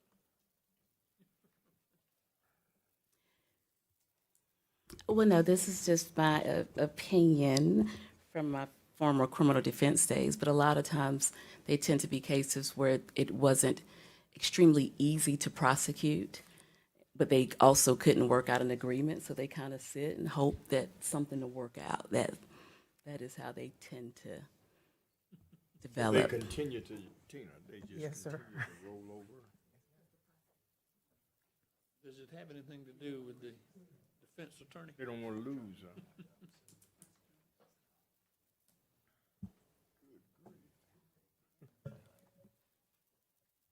Thank you, counsel. Thank you. Good grief. Yes, sir. Okay, so with the SLED audit, we are in compliance so far. All the documentations, the security awareness trainings have been completed, the fingerprints, the driver's licenses, and any other documentation that's required to get through the security awareness training has been turned in. The other portion will be the staff member that's the TAC person. They manage this audit. She has to be tested, so she's now studying the material to be tested, to become certified again, to do that job. Next slide. So, our goal and priority, our main goal, is to dispose these backlog cases. That's a main priority, to dispose of those cases. Ms. Jackson, how long do you think it'd take to do that? I have no idea. I just, If it's the goal, yes, sir. Well, when you consider, I mean, we talking 1 year, 2 years, 3 years, well, this year? I'm just, it won't be this year. Possibly 2, possibly. I'm saying possibly. Again, they have to do the research, they have to pull the tickets, they have to go into those dockets and do just major research before we can even put it on the docket. We have to put the file back together again. So just for cleaning up purposes, Yes, sir. a 2010 case that has run the gamut of 12 years, do you not just forensically look at that and say there's no case, throw it out, clean up the You road? need to see who the attorney is, and you might understand why it's still out there. But folks, they did. Well, I think Ms. Jackson may have some opinions on that, particularly those older ones. But again, our judges also weigh in on this. Is that not right, Ms. Jackson? I don't want to put any words in your mouth, but I really don't know, other than for us to do the research and put them back on the docket for them to be rescheduled to be heard.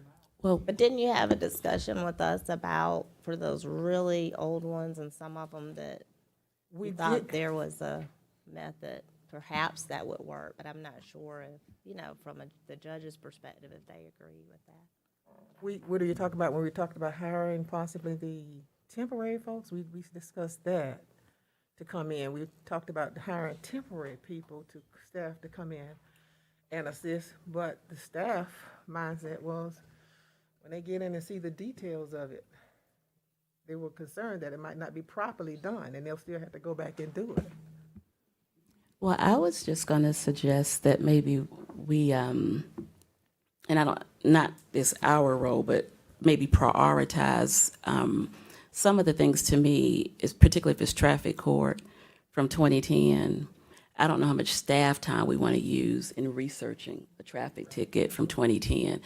However, if it is something more significant or gun crime, I think those may be different. But I think we may be able to come up with a system to easily prioritize what we want to put a lot of staff time into. Not that I'm trying to get any people a pass, but when you think about that number and the amount of work that it may take just for going 15 miles over. And I don't mean to make that seem very simple, but you still have to have the officer to show up. There are a lot of factors that you have to have. Officers may be gone. Right. So I don't know if maybe you all can work on a system or have some recommendations on prioritizing what you want to make sure we get through the docket, and then maybe finding a way to deal with the ones that may be of a lower priority based on resources and time, as far as trying to send them through the docket. Can I ask a follow-up question to your Yes. question? That's what I was going to say. We got a priority of disposing the backlog. Would you, what are your recommendations for what we can do to reduce that backlog and be rid of it? Because I'm looking down here I just don't see any recommendations. And I mean, when we're talking about budgets, the question is, is there monetary things we need to budget in that can help that? And if they are, what do you think we should do? So in my mind, since the COVID cases worked where they worked overtime, evenings and weekends, perhaps the pre-COVID cases could work the same way, because we already had the staff that's knowledgeable in completing it. So Ms. Jackson, I apologize. I can't hardly hear, and I'm if sorry. you there, that helps me a lot. That Thank better? you, ma'am. Okay, I'm saying in my mind, since the COVID cases, we allowed staff prior to me coming to come in and do evenings and weekends, maybe they would be open to doing that as well. Right now, what we've been doing since we tackled it within the last month and a half is allowing them to do so many cases in increments, because they still have their daily caseload of new cases coming in. So every 2 to 3 weeks, we reassign another 50 cases for them to research and do the work and put it back on the docket for it to be heard. And and I know that you had talked about that in your accomplishments. Have you seen success with that in terms of streamlining? Because it sounds like right now it's just adding on additional work to the regular caseload and may not be sustainable in the long term. It's a slow process, but the staff was more apt to work in smaller increments than what they were prior to becoming when they were given, say, the year of 2012 to do the whole year. It was like nothing was getting done. It was a stalemate. It was just sitting. So in my mind, when we cut it down to smaller increments and came back within a 2-week period, 2.5 to 3 week period, they did come back with better results where cases were being researched and put together and put back on the docket for them to be heard. Just for my own etiquette, because I don't know, when we have these caseloads, are they broken down by traffic, DUI, violent crime? How are they broken down? And maybe that's the way we ought to be approaching that is, all right, we got 2,000 traffic violations. Well, if there are accidents, speeding tickets, or this and that, do you go in there and say, they've been there for 5 years, move on and focus? But that's what I'm trying to understand. I will let Ms. Jackson answer your question, and I appreciate the questions we're asking her about the recommendations of how to do just that. What I've been told, and maybe I'm wrong, is the judges don't care about that. Don't care They're saying if it's a case out there that hadn't been disposed of, one of them, well, at least, I hesitate to speak for our judges, but when I have spoken with the chief administrative judge, the impression I get is they gotta put their eyes on every single one of them. I mean, to me, we need to know that first before we send her down a path and the staff of sorting out and trying to streamline.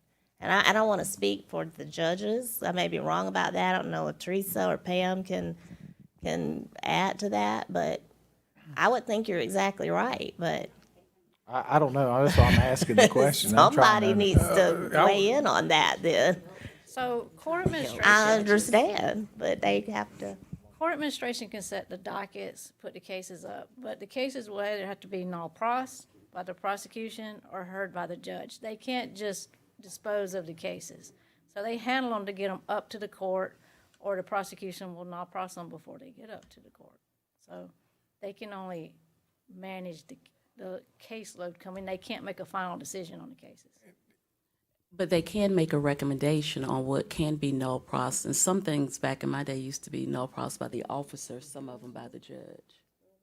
But I mean, what I'm asking for is, can we get a recommendation on that? Well, can I just,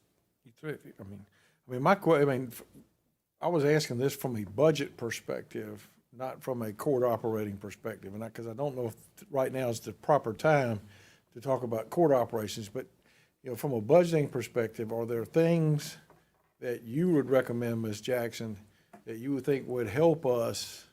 I mean, do we have enough judges? Do we need more judges? Do we need less judges? Do we need more courtrooms? I mean, what are the things that just, as our administrator, that would help us eliminate and reduce the backlog faster than what we're doing today? Or are you going to just say, and it may be the case, there's nothing you can do, it just is what it is. I don't know. I won't say that it's nothing we can do. I won't say that. As far as judges, we don't have the space. I know we talked about one time with the possible request of four full-time judges. But when we bring that in, then what happens when the backlog is gone? Because right now our dockets are, like this afternoon, we had 160 cases. This morning we had 25. That's normal cases, not backlog. Yesterday, we had 57 cases, and in the afternoon, 10. So I don't know, if we bring in permanent judges, what will they do after the backlog is over?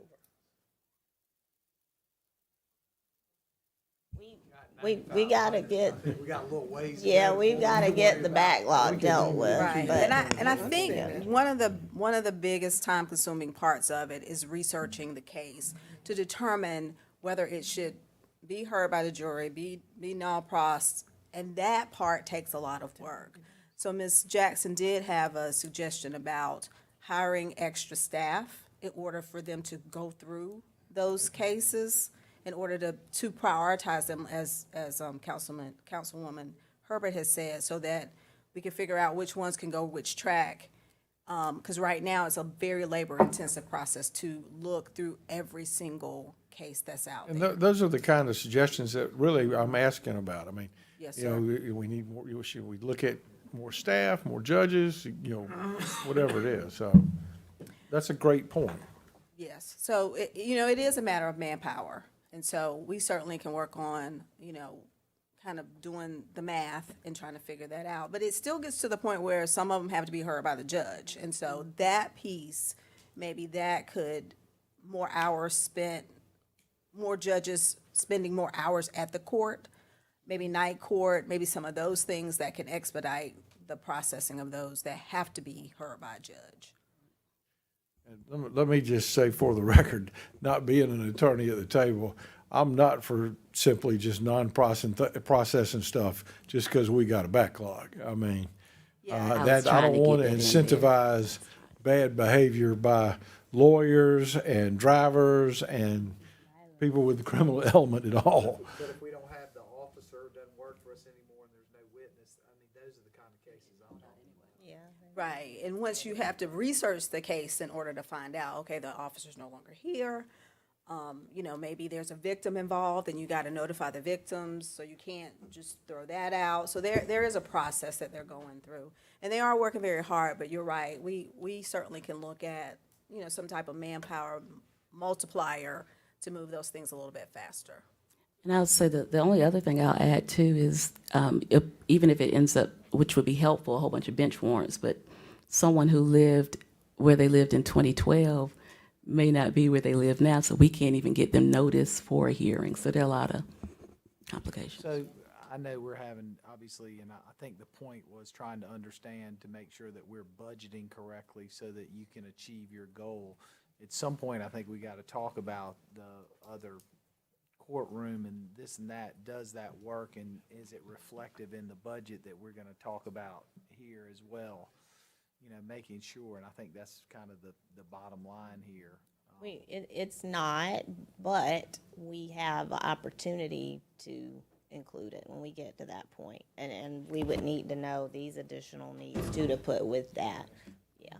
Yeah, this is, Ms. Jackson, this is one year, this is like free podium time. Be like my friend, the fire chief, and ask for everything you ever thought about one. She's only been here 6 months. She hadn't figured that out. In the next year or two, you'll say, no, don't ask. Well, we're probably gonna say that regardless, but you, just like I say, this is your chance Yes, sir. to really and truly look here and say, look, I need 10 researchers and 8 courtrooms and you know, and a snow cone machine to make it all happen, so. To make it happen.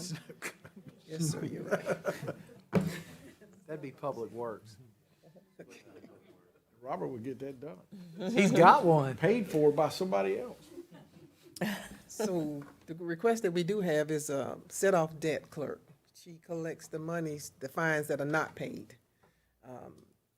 And right now, we have staff that are currently doing it in addition to their duties. So that set-off debt clerk would definitely help us in collecting fines through the Department of Revenue. Can I ask one question just about that? And I apologize for not having it right in front of me. What's the annual collection of fines that we achieve in the municipal court? Dollar? Yeah, dollar amount. Anybody, I mean. Not enough. It was 788,000, something like that. No. But I'm thinking Where that does was the from revenue July go? To the chief, or to the courts, or to the general fund? Well, not all of it. Half of it goes to the state. Yeah, 14%. 14% of it, out of the 780-some thousand, goes to, About 107. Court administration. yeah, it goes to court administration. They And get this is- 14% of whatever we collect. State does. Right. Court administration, yes, sir. The court administration does. Yes, sir. State State court. court administration, yes. Well, the state assessment on a municipal fine is about 107%. If you get $100 fine, you pay $207 and something like that. Chief, you know that? All right, so from an accounting perspective, when you say, let's just say it's $500,000, is that $500,000 grossed up to the, or is it $500,000 net to the city? Yeah, the city, what we'll be talking about. So it would be $570,000 worth of gross fines, net 500 to the city. I don't know how how we show it in our things, but there's a huge state assessment on a municipal court fine. It's net. Right, minus the 14%. For court administration, I'm just saying that, they take that piece out. And let me, and Ms. City Manager, if the question I'm getting ready to ask, if you tell me this is not the right time, I'll respect that, and we'll go, are the fines, this is kind of directed to Ms. Jackson and to the chief, are the fines that we're charging today, when's the last time they were modernized up, and are they achieving the preventive or punitive things that I mean, for example. I can answer that question, and I'm not a lawyer. I know. You see where I'm headed. I mean, for example, today we write a ticket to put it on on a car windshield and the charge for that, fine for that parking ticket, I'm not so sure keeps you from parking in that parking space illegally. Parking tickets are different than the municipal. I use this as an analogy, sir. We all will agree that the fine for littering does not accomplish what it was intended to accomplish. It's set today. by the state. That could be the answer to the question. That's right. So, but the question is, are the fines we're dealing with today accomplishing what they should accomplish? And if they're not, then what do we do, Howard? You need to go to the state legislature and have them upgrade all the fines because they set the levels on most of the fines we do. Our parking tickets are not. I was just using that as an analogy. Well, okay. You can just say it's a wrong analogy, but It- don't go all civil on me again. We learned that, so. All right, gentlemen.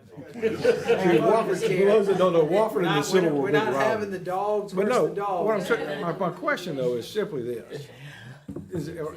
So we don't have any ability to raise our fines? Well, I think there's a bigger question. I think the bigger question really in that is the fine being maxed to make it punitive, or is the discretion to give it a certain thing? Because there is flexibility in the judge assigning the fines, correct? And what a officer puts on there, if I'm not correct. So there's some discrepancy in there. So I guess your question is twofold, is understanding, are we maximizing our ability so that it prevents people from committing that crime? Or are we just getting by? My question really is, are we, does the penalty pay for the cost to administer the penalty? No. And if it doesn't, what's our ability to revisit that from a municipal perspective? Municipal courts are limited to $500 and/or 30 days in jail. So the worst offense that we can charge for is $500 and 30 and/or 30 days in jail. See, Howard, I don't have as much experience in these municipal courts as you seem to have. No, I understand. Like I say, I don't want to be labored. The question was at hand. If we've got a big backlog and we could, if you could process these things and generate enough revenue to cover the additional new costs, was it something worth taking a look at? I think what I'm hearing very quickly, that the question is, do you want to lose a little or lose a lot? It's not, and I would tell you this, what I have learned is one of the legislative priorities we should have for next year is probably talking to the General Assembly about increasing some of the fine capacity for municipal governments. I mean, if we have to go to full-time judges to do this, and we're capped at what we're capped at, I mean, we shouldn't. I don't want to say that. I was just going to say it shouldn't be the more you prosecute, the more you lose. The safer you know what I'm saying. So that's just something to think about on that list. Penalize for making the community safe. That's right. Thank you. Thank you. So the last thing is that our staff is steadily participating in workshops, summer law workshops and trainings to better their workload, how to professionally more do their jobs. Some just came back from a workshop in Charleston back in October. Some will be going in August to the Municipal Court training there, and just handles different subjects and different subject areas that they actually do. And so they bring their trainings up. Any changes, deletions, and anything that they need to do is done in those trainings.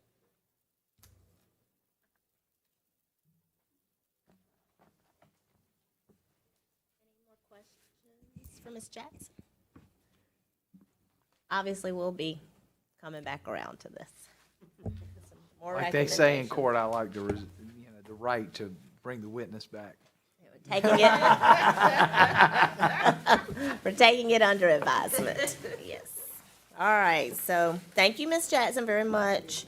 And we will move on to the Columbia Police Department, our final department presentation for the day. As the chief wraps up his slides, Pam will come up and we'll together work through with the chief, explaining the models that we've talked about in the Public Safety Committee, I think, with you all, the pay plan proposal. Now we've got the modeling done, and we've got a recommendation or two on how to implement the pay plan, which is also incorporated, one version of it, in the general fund proposed budget. But I want to get feedback from you all on that as well. So, Chief, thank you. Yes, ma'am. Ms. Wilson, thank you. Are you going to advance that? Okay, all right, I'll get to it. So let me start by saying that how privileged I am to serve with all of y'all. I know the position sometimes that we find ourselves in. This budget process has been, difficult to construct collectively as a city and individually as an agency, and just the sacrifices that go into this are not lost on me. So thank you for allowing me to be part of this team. This budget was constructed in line with Ms. Wilson's direction, Mayor, and this council. It really is in line with your all's strategic focuses on organizational efficiency, safe communities, beautification, and appearance. We also took the opportunity to, as directed, to really take a look at our positions, our current positions, our capacity for recruiting and hiring and training. And so we constructed a personnel budget that really reflects our current strength, plus our capacity to hire 60 police officers in this next budget year. So I'm going to review a lot of the material that I reviewed in our committee meeting, and then talk about some of our priorities. I'd like to start with accomplishments. I really consider what I'm about to review as extraordinary, considering these unprecedented times that we're in and the staffing challenges that we are experiencing. Things that come to my mind when I reflect this past year in particular is professionalism, empathy, compassion, organizational commitment, and I underscore that. Determination, very courageous acts, resiliency, pride in themselves, and pride in being an employee of this city. So I think the very first thing to start with is just maintaining the exceptional service that we have this year. And that's with a daily population of increase of about 75,000. We deal with people commuting to work, to state government, to hospitals, schools. We have 5 universities and colleges, and of course, our partnering state agencies. Our operational tempo is incredible and not sustainable with our staffing levels. I would add that. We average about 170,000 calls for service, make around 6,500 arrests, and respond to a staggering 8,000 plus vehicle crashes every year. Year to date, our overall crime, I'm going to have to tweak these numbers from last week. It's very fluctuating. Our violent crime is down 4%. Our murder is down 29%. Property crime is down 5%, and crime in 5 points is down 18%. We, in top of all those calls for service, annually, we'll work about 240 special events a year. And just with the university alone, we'll work almost 100 events and ball games. And again, that's on top of our normal calls for service and normal assignments. We just received our reaccreditation a few months ago, as you all know. We stood up our alcohol team, and this year they reviewed over 500 licenses applications. Yes, sir. Chief, on the university, the 97 events for university, do they pay us extra to assist them? They do. Chief. Yes, ma'am. And we're not going to start jumping in either because you need to get through your slides, but maybe speak, why did you call out the 18% crime reduction in 5 points? Why did I call it out? Right. I think there's a lot of attention that goes on what's not done in 5 points. And I wanted to point out has been done. And to me, that's a direct reflection of us focusing on, you know, a problem that occurs, whether it's through our staffing in the neighborhoods, our working with the university, working with the Department of Revenue on a couple of outlier problem bars, and really scrutinizing our alcohol licensing process. All while the rest of the city is still attended to just as much. We staff 5 Points through overtime and extra duty, and we do not pull staffing from regions for on-duty officers to work in 5 Points. Just wanted you to say that. Yes.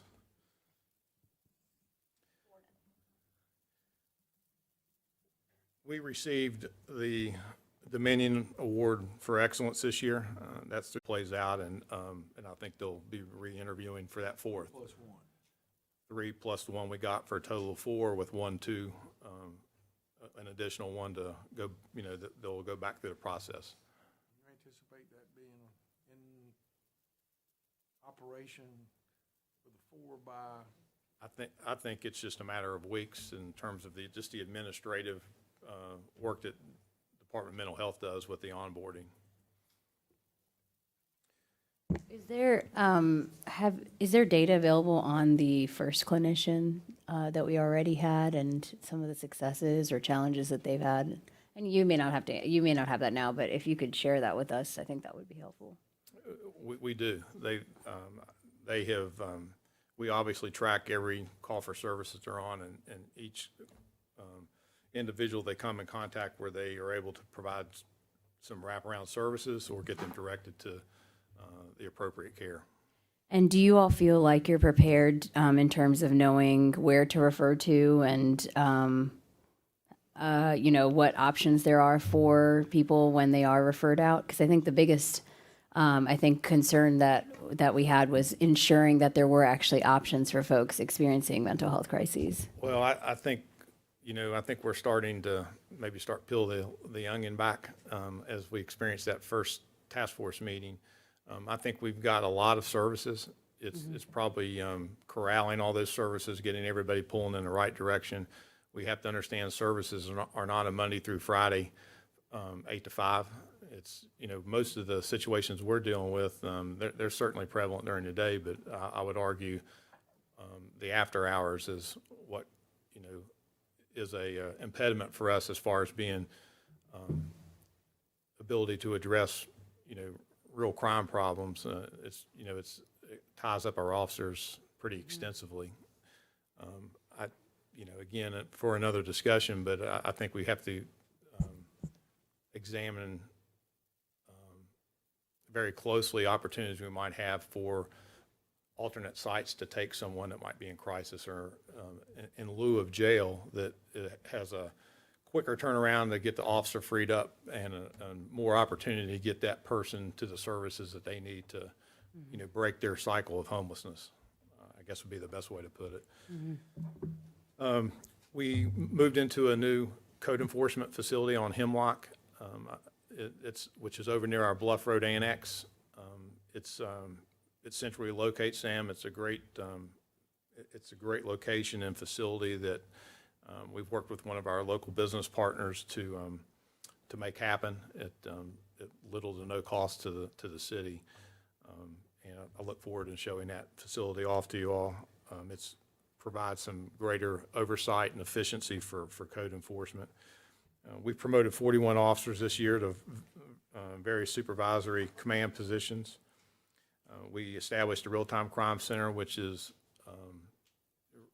just a state-of-the-art facility that's scalable and is going to be, I believe, a true game changer for us and a force multiplier for us as we continue to build that out.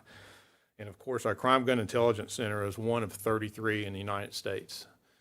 We're extremely proud of that, and I had the privilege of representing our department and our CG unit in Washington with about 20 of my colleagues to strategize and talk about evidence-based programming to reduce violent crime just in the last few weeks. We graduated one captain from the FBI National Academy, and we just graduated Captain Yates from the University of Louisville Southern Police Institute. Those are both very demanding courses that are in-house and take them away from us for about 3 months, but they are the best executive level training for law enforcement in the world. And Captain Blendowski, which is our 5 Points commander, he recently just completed the Charlotte-Mecklenburg Police Department's Command College, and I know the mayor had an opportunity to see their training facility and the emphasis they put on training and career development, and that was quite an accomplishment as well. Who did the FBI Academy? Robert Calby. We just recently installed new equipment in our drug chemistry lab. That was necessary. We did that through a grant. That was necessary because of the requirements now for marijuana analysis. We got to do qualitative and quantitative analysis. And we just stood up or acquired and stood up a new state-of-the-art bomb squad response vehicle. We replaced one that was several decades old. Next. Before you go to the next thing, a couple of 3 questions real quick. First, I did want to just say thank you and Dr. Bustles for what you're doing on that homeless on the street task force. It has people talking in Columbia. I mean, talking in a positive way. I learned from just watching a little bit of it that we're pretty good in the homeless business from 9 to 5, Monday through Friday. I think that's what you were saying a second ago without really saying it, that we need to work on the night times and the weekend times with these providers. And again, I thank y'all for bringing that to the community's attention. You didn't mention, have we moved forward with the police study? We talked a little bit about that earlier today on the district and stuff. Is that going to be in the? Yes, sir. Okay.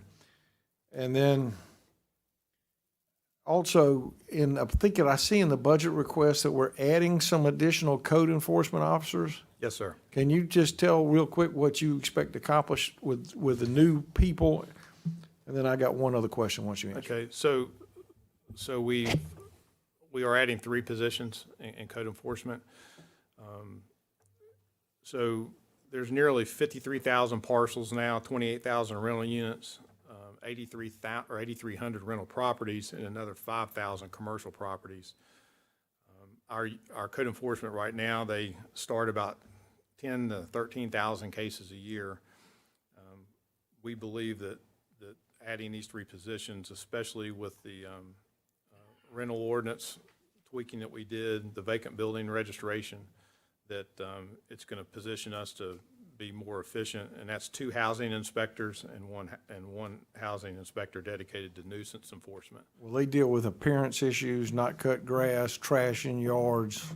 Rental property And enforcement things like and that? nuisance enforcement. Okay. Yes, sir. That's just want to make sure. I fully support us doing everything we can to, again, restore some pride back. And I also believe in a lot of these areas that the more people take care of their neighborhood, the lower crime that we have. So it goes hand in hand with It goes hand in what you're hand. doing. We also know historically there's a little bit of, again, and we say this sometimes tongue in cheek, but I mean this, we don't write tickets and do enforcement for revenue. But what we do see with code enforcement through rental ordinance and vacant building and lot cutting, we see a revenue of about $100,000 through rental, another $12,000 through the vacant rental ordinance, and we'll also recoup probably maybe around $5,000 with demo recovery this year. So there is some offset there. Okay. Like I say, I think that's a very, very good program. And the last question, and this may be something that we refer to the Public Safety Committee, but what are we going to do with this D8 situation and these vape places and these cannabis shops around? I mean, that's turning into a nightmare.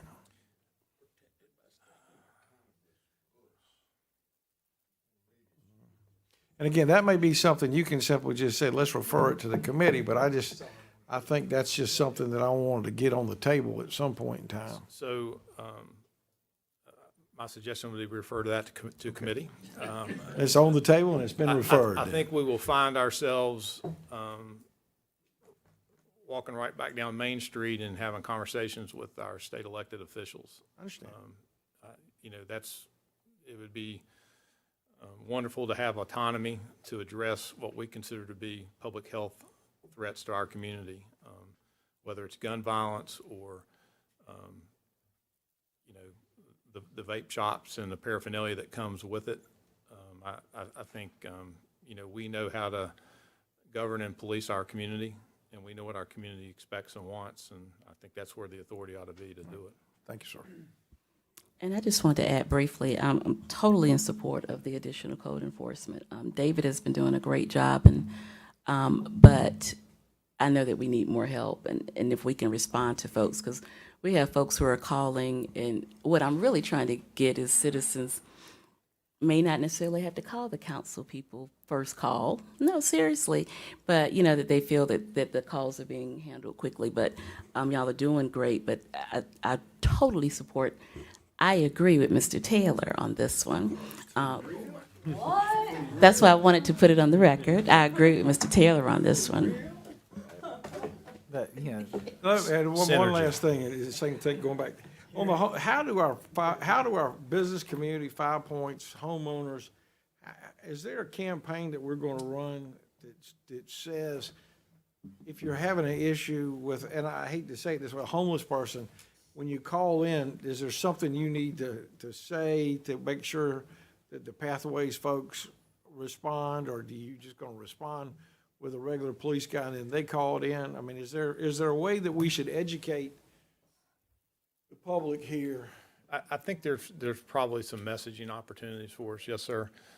You know, we do have a publication that's on our website, and we have widely distributed within our business community, especially that talks about the services, recommendations on how to deal with the transient population. And we do that to create consistency, because what we see from business to business and citizen to citizen is there's different levels of tolerance and, empathy and, just everybody has different opinions of approaches, but whether it's, allowing for bathroom facilities or, providing a meal or a drink, or there's a lot of mixed messages. So we publish that, and we talk about that often when, in our community meetings and with our business leadership. And I think it has been very helpful, both in 5 Points and downtown and in the Vista, with creating some consistency. But it's an everyday challenge, and the Pathways unit is a new. It's not brand new, but we have greater capacity now, so I think there would be some messaging opportunities. I would suggest that we consider a hotline for that, since you've got a direct, because you're talking to some other communities, they have a direct line number for the mental health. And the other piece is, as we continue to move with your committee and so forth, I think we also have to make sure that the people who witness the same folks, and there's several people who are located downtown and other areas of town that are repeat, they go into, that they're also somehow, we're engaging the public as they go to the judges, because some people, especially in mental health, are being released and really are impeding the quality of life of a lot of folks. They're not getting treatment either, so they're endangering themselves at the same time. And I do think that the more we can continue to educate, but maybe a direct line for folks to communicate would be helpful. What I was hoping to get to, somewhere around the middle of June, the Economic Development and Community Development Committee is going to come together, and all of council will be asked to participate in a press event and a community meeting on what we're doing to improve our business conditions and soil conditions in Columbia. I would like to make sure that the police department is well represented at that, and to talk about this program, because I think this is one of the things that will have an enormous positive business impact across Columbia. And that's why I say, whether it's a hotline or whatever, just think between now and June, how we going to, how we let these folks know the easiest way to get to y'all when you got this situation. Well, and I was gonna say, I thought people called the non-emergency number. That's what I'm saying. Do you want them, we don't want them to call 911, you want them to call. Go ahead now, I'm done. See, that's what's happening, I think Will and both Dr. Bustle were, what we heard the other week was that the first call that is made is to police. Isn't that right? The first call, and of course, I think in our talking last week, that was a conversation that is probably ongoing, is that how do we route that call into the appropriate place? Now, the police could very well be that starting point. But is that the starting point we want to take every time we call somebody? In 5 points. Just for an example, you and I were out there today. Excuse me. It would have been in our advantage to call somebody or to have. Ooh. Excuse me. No, I don't. But we had a situation out there today where a person, we could have very well picked up the phone and called someone other than police. And I think that's a part of that conversation we had last week as it related to how do we triage. I still got that call, by the way. You still got it? Yes, sir. And I think in general, we're moving in the right direction in terms of establishing the Pathways Unit and keeping people out of jail, because frankly, that's not an effective approach, and it just it continues to put people in a vicious cycle. And until we address some of the other root causes of homelessness that don't necessarily have to do anything with law enforcement, they have to do with a wide range of things that we talked about, both during and after the task force meeting. I think ensuring that we are being very, very loud about this program and this option, especially for business owners that have come to us asking for solutions, will be important. And I'm happy to work with you to think about ways in which we can be creative to get the word out about this this program, whether it is, using a hotline or some other number to get people used to not calling 911, but perhaps still engaging law enforcement in a different way. Yes, ma'am. And of course, there's the mental health crisis line that I think also at the task force, it was, and I'm sure that will continue to happen, connecting the dots with the providers on how we need to redirect. So, I mean, it all has to kind of work together. Yeah. And if you don't mind, I'm going to shift really quickly to something that I know happened this past fiscal year, but maybe we haven't talked about it yet. I know that we did receive an allocation of about $700,000 towards technology, camera technology. Yes, ma'am. Where is that? And I know you and I have also talked about potentially the need of going to visit our friends at the State House to ensure that we have all of the cameras and surveillance that we need to address some of the crime that we're seeing. So that's kind of dovetails into, Good. if I can answer your question now or. No, dovetail, that's great. Okay. So I'll next slide, we'll look at our budget priorities and goals. We have 5 focus areas, as I mentioned in our subcommittee meeting: hiring and retention, fleet replacement, facilities, officer wellness, and technology. And I'll start with hiring and retention. And I teed it up once before by just acknowledging we're not alone in this dilemma. That nationally, numbers have suggested about a 44% increase in retirements, 18% increase in resignations, and a lot is attributed to really what we have experienced here in Columbia as well. A lot post George Floyd incident.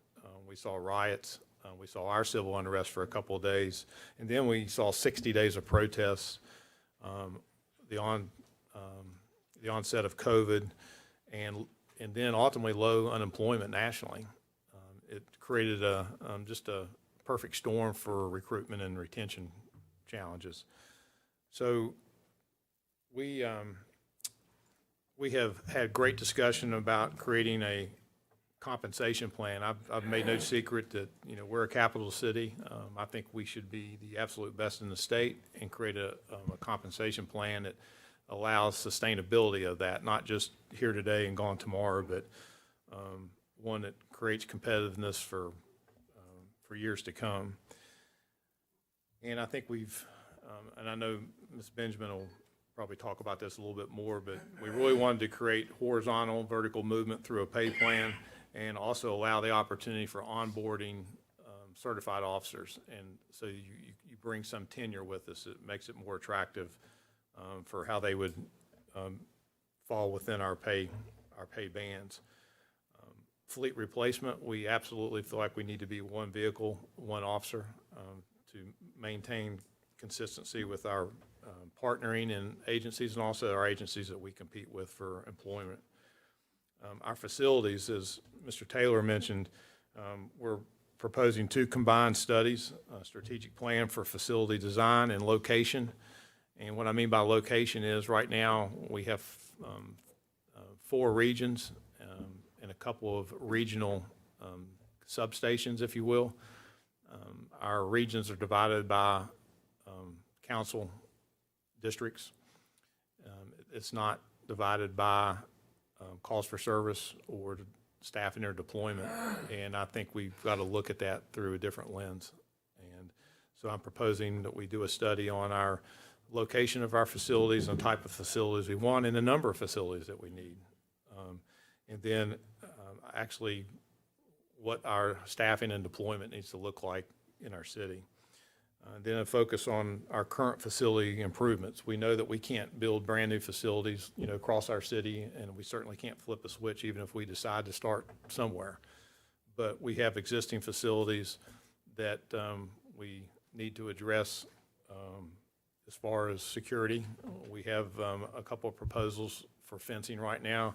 Main Street, Main and Laurel, which serves as our Metro Region headquarters and our EOC.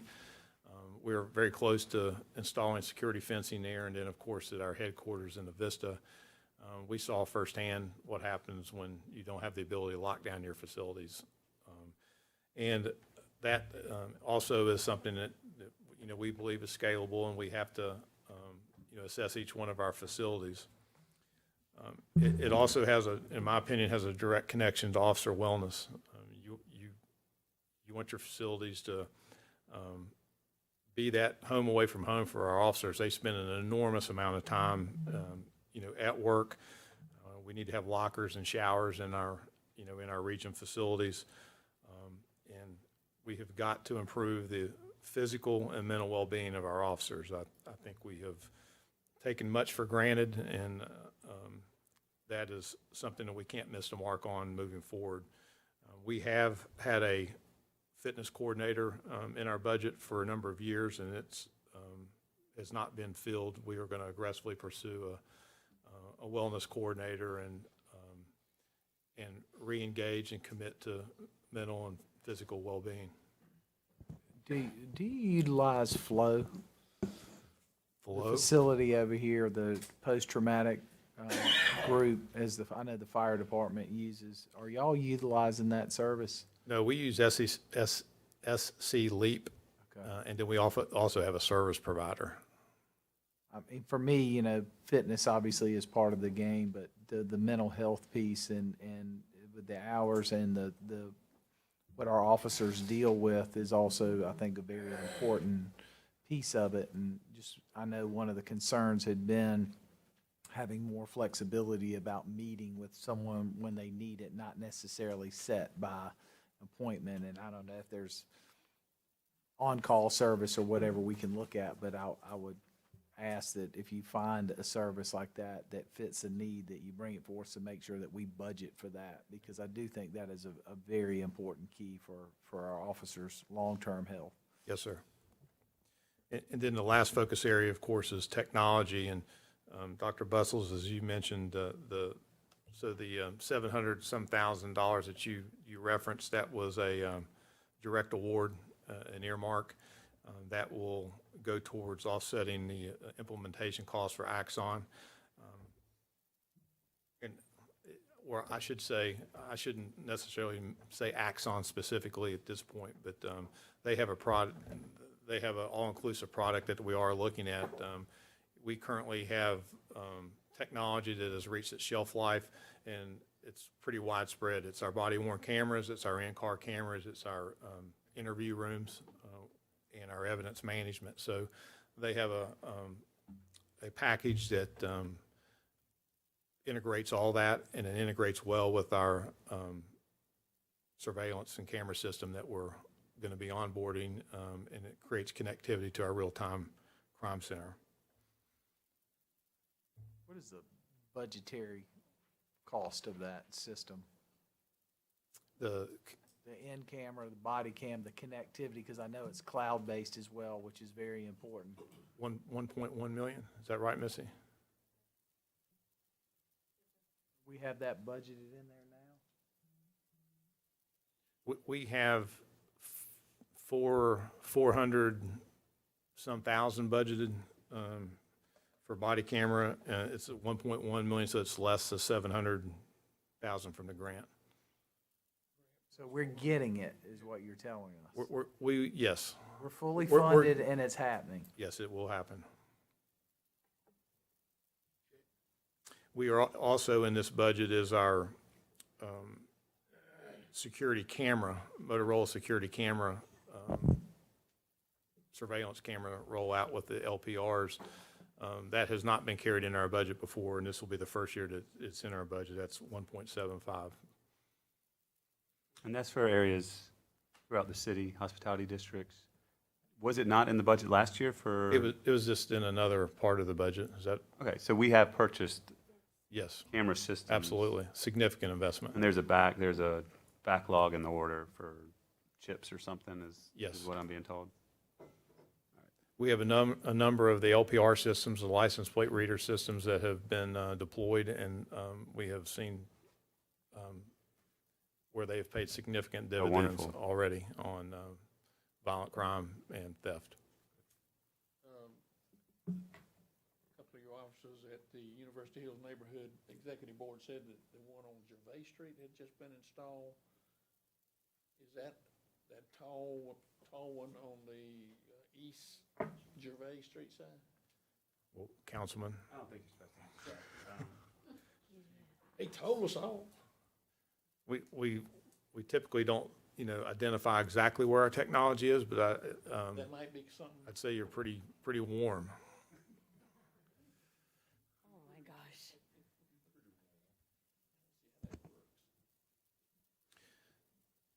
Is there any more questions related to the priorities? Thank you, Chief. Yes, ma'am. So I don't know if you'll you'll be close. So Pam and I'll try to take you all through the, more Pam than myself. Oh, I'm sorry. And you're comfortable that you can hire the budgeted amount of police officers in the next fiscal year? The 60 officers that I mentioned? Net 60 increase. Yes, sir. I'm sorry? Well, we hope that we hope the new structure makes us competitive for hiring and competitive for retention. The other thing that I think is a positive assumption, that the other benefit from, this compensation plan would be how we attract certified officers that are instant, what we would consider with just a little bit of onboarding would be almost immediate impact, boots on the ground. No, just saying that for the commitment that we're making on all this, I think Ms. Davis is back there in the back too, that it's not gonna look good for us if we don't fill these slots in F-23. So let's rock and roll. I take that as a mandate and pressure, but Major, you heard that. Well, let's talk about what it costs to do it. with that point being made.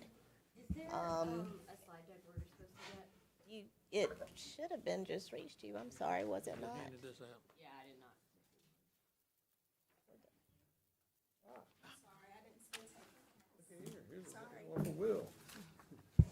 So I think it goes without saying the pressure we all feel. I mean, I'm certainly feeling it as we attempt to, do what's right, and this is what's right to do.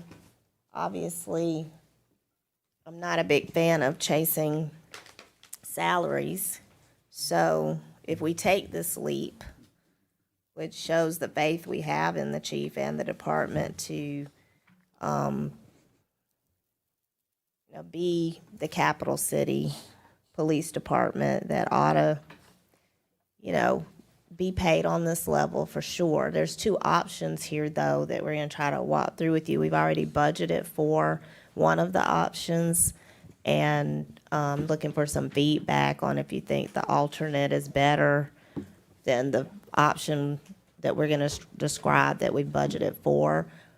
They're both expensive, as to be expected. The alternate model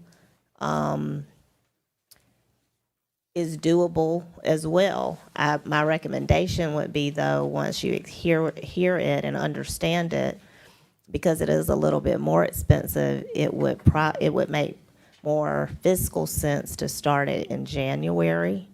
The option that we're proposing, we would start it in July. So I'm just trying to give you a little bit of understanding of this is truly a balancing act off the fly to get us where we think we need to be. If we do this, it needs to be sustained for some time. It is not a situation where we need to keep hearing about what other agencies are doing, because other agencies are about to do some stuff too, from my understanding, from our CFO's discussions with his counterparts. So we need to all feel good about and embrace which one of these options we want to go with. And it may be that you all say we need to go with option 2. So let us explain it.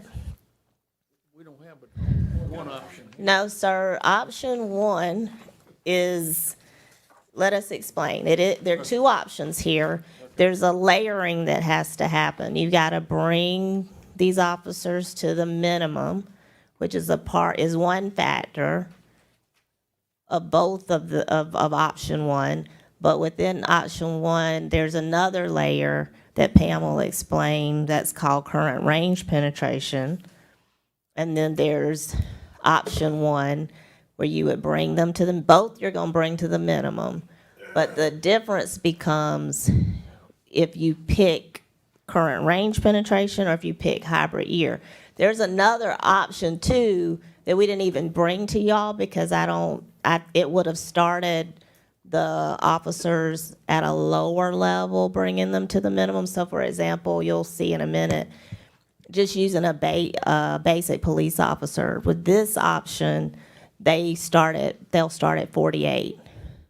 The other option, they would have started at 45, just bringing them to the minimum. So we picked the one where they start a little higher, but now the question becomes the second layer of it that we need to describe to you. So the reason why we keep referring to option 1 is because I think that's the better option. I had to also pick which layer of option 1 makes more fiscal sense.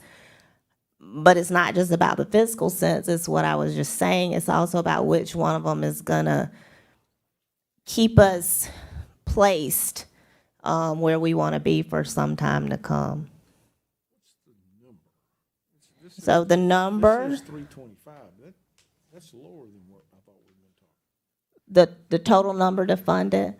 So out the gate, if you pick option 1, current range penetration. That's where we are today, correct? Yeah, it's 2.2. Okay, so when we're looking at the budgeted cost. 2.2. So we got to add. No, we're gonna, yes, the 60, that's true. That's what I'm saying. Yeah, Well, Pam, if she's probably like, if y'all ever let me talk, I'll explain all that to you. So I think we did a presentation for the Public Safety Committee, and so gave you kind of an overview. We've hired a consulting firm, Evergreen Consulting, that did a previous class and comp study for us about, I guess it's like 6 years ago now.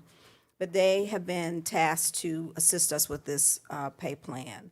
And so they have done a market survey, checked with everybody in the state of South Carolina, also compared us to the state agencies who've recently done some salary increases.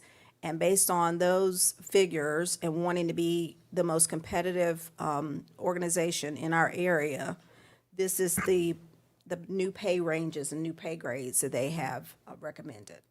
So as Ms. Wilson was saying, currently you'll see our current pay grades, you'll see the current minimums and the maximums, so that I can get it all on this little chart. I skipped the midpoints, but I can certainly provide that to you as well. After they have researched for us and had some consultation with us, they're recommending a new pay structure. So these are the new pay grades. Oh, I'm sorry, I didn't make enough copies. I hear Ms. Wilson say, y'all don't have this. Missy can help.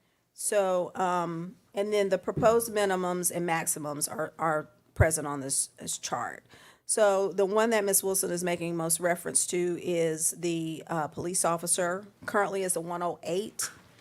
Minimum starting salary is $36,737. That's with just a high school diploma, no previous experience. That'll convert to a 203 with a starting minimum salary of $48,085. One of the things that that we don't have on this sheet is, depending on what they bring to the table, a new officer can be placed on a step. So this plan has steps associated with it, and it steps all the way out with the consideration of someone would want to be here for 30 years. And of course, the steps are appropriate. If you're a police cadet, there aren't 15 steps to that because you'll only be a police cadet for a couple of years. But for the other classifications, there are steps associated with it. The concept is that every year, an officer would get moved to the next step. So that's what Ms. Wilson's talking about, is you have to maintain this system once we start the system. So there'll be steps that'll move people horizontally, give people the ability to see what salary they would make 12 years from now, 10 years from now, they'd see those steps. And then, of course, there you'll see as you go up rank, the pay grades go up, and then the corresponding minimums and maximum salaries are listed out there. Does anybody have any questions about that so far? I always like to use, as I've been trying to understand this, just for basic understanding, Pam knows I always go to the 203, the police officer. Right, the 108 and the 203. You know, so now a basic police officer starts at 36,737, and they would go, I'm sorry. Mm-hmm, that's right. Would go to 48,85. Right. The one question that I have, and y'all heard me say this a couple of 3 times, when we're recruiting our police officers, we need to include the optional pay that they can make working special events and things somehow in our deal. My understanding is, and Chief, you can correct me, if we have more requests for officers than we have officers available for special requests, and it's not mandatory that anybody work, so it's an elective income opportunity that we need to use in our recruiting, because it's not just starting, say, at and using that number at 48. I mean, your earnings your first year could be significantly more than that, correct? I think that's often understood, though, in the industry, that folks, the opportunity to make overtime. I guess what I think the point is that we have a lot more events because we're the capital city, and not everybody understands that. And I think that, to me, is a benefit and an opportunity. I think we're just making sure that we're disclosing. I don't assume anything anymore. Just to be clear, I'm not saying, I think this is the right, I think this is the right approach. My point is, when we're recruiting, we have a upper, I don't think West Columbia, for example, has the option at that upside that our folks may have, and we need to sell that as part of the program. And I'm not disagreeing with you. I'm saying I think that's what people anticipate, the ability to, I guess if they know it, they anticipate that ability. So the next page that you'll have, and I guess we should have said option 1A and option 1B. Maybe that would have made it a little bit. Well, we have an option Yeah, two we have an with option an two A in and a there, B. but that's, So, yeah, yeah. we're working fast here. Bear with us, okay? Option 1 with the higher salaries to bring them to the minimum. That's Right.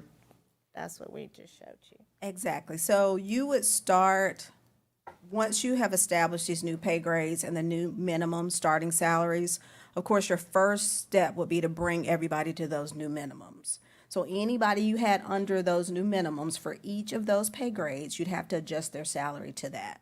So for example, if you had an officer who's currently making $45,000 a year, they would have to be, or 36, I should say, that'd be a good reference for you. Then they would have to be brought to that new $48,000 salary. So that cost to bring everybody to the new minimums is $866,152. And the reason why you're seeing the 325, Mr. Taylor, is those are the current, working with kind of the current staffing that we have now. What they did was they used the census of our current employees and mapped out how much it would cost us to actually move the people we have present now. So that would have to have some adjustment based on hiring some of the new That's staff the we cost talked to about. move, and like I said, that's not the budgeted amount for fiscal '23. So that is the amount that we're budgeting because we don't have those officers currently, those 60. So in the course of time, you're anticipating losing some and gaining some. And so we would certainly have to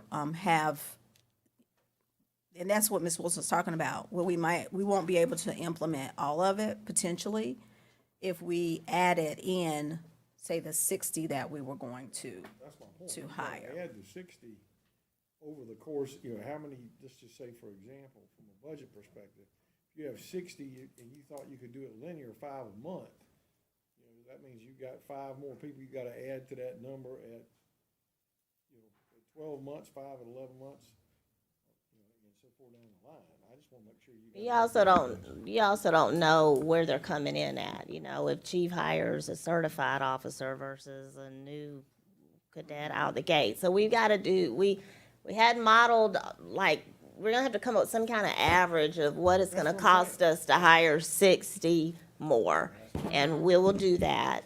But right now, we budgeted the 2.2, which would accommodate who we have right now, and we will add when we figure that number out. Yes, sir, we will do that.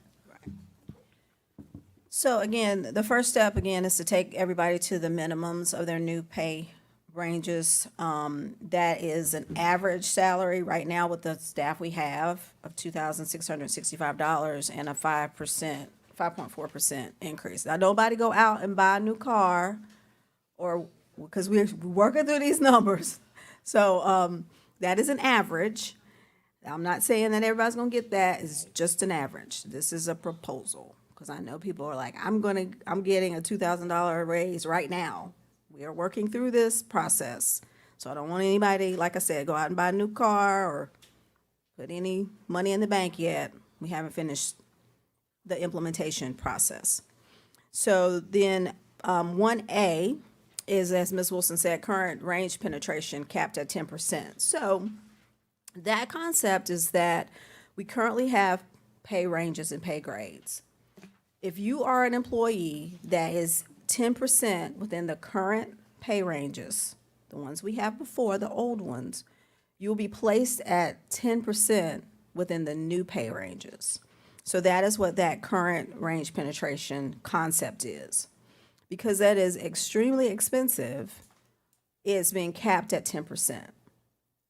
So you would get no more than 10%. So say you are 15% from your new space on that pay range, you would only get 10%. You wouldn't get the entire 15%. Go into that step? Yes, yes. You would go into whatever step is closest to that with the 10%. One of the discussions in meeting with officers and other folks and struggle, we talk, how does this affect that pay band structure?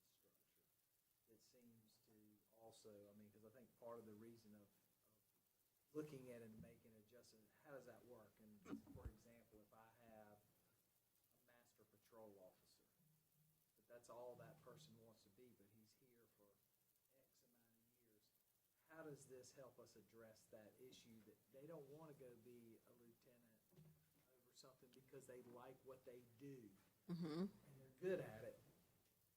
So how, does it give us the flexibility for them to continue to grow, or do they just max out there still with this process?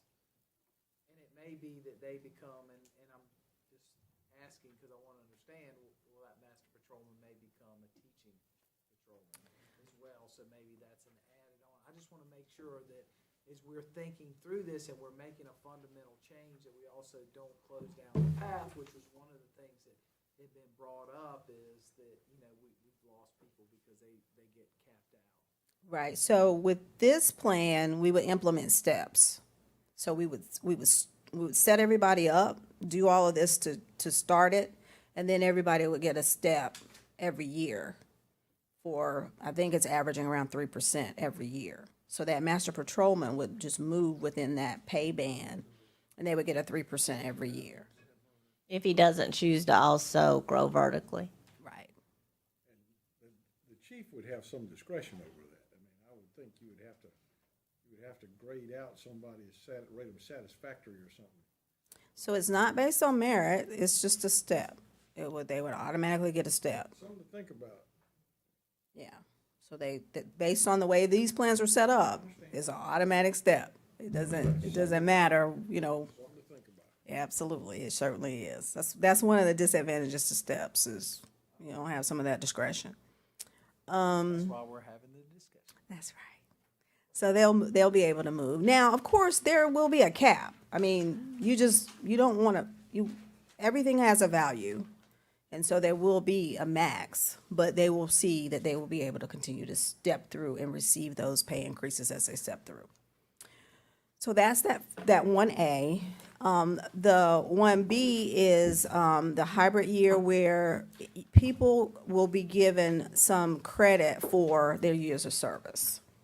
So not only they will be given credit for years of service, but they'll be given credit for years in their classification.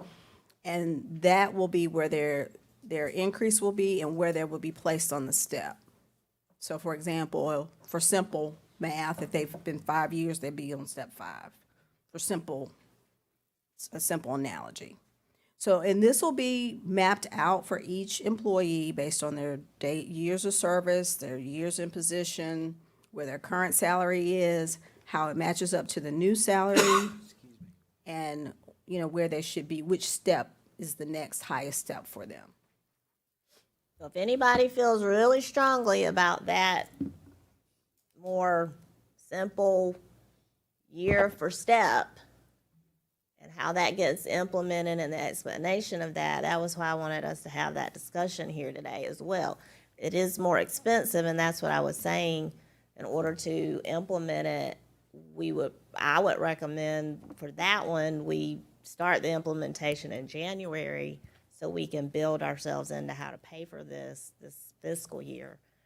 But that one would accommodate, you know, say you bring someone on and I don't know if it's their outside years of experience would be considered if someone's hired a certified officer. Or, well, and that's, we can do that with either of these, approaches. It'll just be, once it's established, then there'll have to be some pay plan criteria that are established to say, if you come in with 5 years, you're on step 3 or what have you. But there will be some policies and procedures that can be established to determine Right. where we place people in the steps when they come on with experience. But in general terms, if someone who's already with the city and they have 5 years, then they would be at step 5. Yes. Again, it's going to depend on, how far they were from, yes. If they're already with the city, not Yes. someone, Yes. I'm sorry, I'm Yes. confusing what I Yes. asked you. If they're Yes. already a city officer and they have 5 years, then when we go to implement this, then we would put them at step 5. Yes. Yeah. So is the current range penetration capped at 10% Plan A and the hybrid year Plan B? Yes. Okay, so current year penetration puts them on a step, but they're capped at 10% of where they are now. So if they were making, I can't do the math that quick in my head, but they wouldn't get more than a 10% increase in pay to get on be placed on a step. Yes, sir. Would they move down on a step if they were hitting it over 10%? So say if their current pay would be 15% more, but they only can get a 10%, would we put them up on that step, or are they gonna move down a step? So there would be no moving down a step, because we got to remember that we're starting at much higher Yeah. starting salaries. So it would always be either the step or the step above. We wouldn't move anybody down a step. Well, what is the difference between the hybrid year and the current range penetration is there's no cap of 10%, and they go on the new pay scale on wherever their years of service are. Yes, sir. Right. And I think there's some methodology, right, Pam, that for the current range penetration, it's not like because you have 2 years of service at the city that you're going to step 2, right? It's gonna be, you gotta determine which step you put them at, and that what you explained. Right. Mm-hmm. Do you think the anticipation, since we're discussing this in a public meeting, do you think the anticipation from the officers would be such that they wouldn't want to wait until January? They'd rather take whatever the reduction between the hybrid year and the current year penetration is? Because there will be some of them that will be capped. I'm just speculating, but I would think people typically want something now than they do later. So I would think that they would want I agree with more that. immediate than I later. also believe we need to simmer on all this. I mean, I'm not prepared to sit here and tell you today which way or what, but I mean, I also the like chief some to simmer. feedback, chief and command staff and the officers to simmer on it too. But I mean, my guess is, like anything, people want now, but I think having a global look at it. I'm fine with whatever everybody wants now, and I've recommended what we can afford to do now, and that's fine, and all well and good. But next year, this time, because someone doesn't understand why I got 5 years of service and I'm not at step 5, I don't really want to hear about that, is what I'm saying. So either we, like you said, we don't have much longer to simmer because we've already advertised the budget. But if there's some heartburn about understanding the implementation of the hybrid of B versus A, and B, just in general terms, it's kind of like your years are credited for what step you're on. Then, and it does cost a little bit more upfront, and we may have to work our way into that. I agree with the mayor that we need But to if we have need to some- do something in July, have a then we've round given table. you the opportunity of what to do in July. Ms.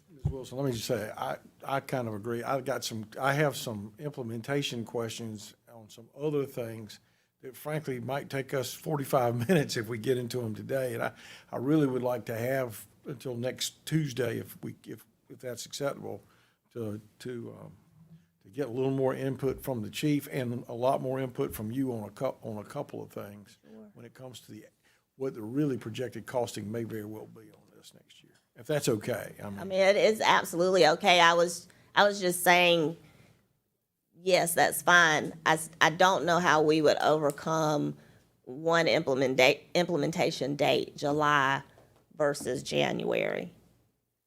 That's all I'm saying. If we pick the more expensive model, I haven't figured out how to make that work starting it in July. That's all I'm saying. We can probably start in January. And that's one of the discussions, if, you know, that I'd like to have. We're meeting again next week, see? So are we gonna see option 2? Or what? Well, option 2, the only difference really is that it starts bringing them to the minimum. The minimums are lower, right? Okay. Right. Yeah, so it'd be less expensive. Okay, so this is, Yeah. by you showing us option 1, Well, by showing us option 1, I was trying to get us. you kind of knew where we were trending with what we wanted to do. Yeah, that, and I was assuming that, again, I'm trying for us not to keep having the same conversation every so many years. So option 1, A and B, get the salaries up Perfect. a little bit more than option 2, A and B. But I certainly can share if you all want to see that. It's in here, isn't it? Didn't you give it to me? I Oh, split you only up gave it 'cause to I was- me? I was trying to. Will you share trying before? to eat at the apple.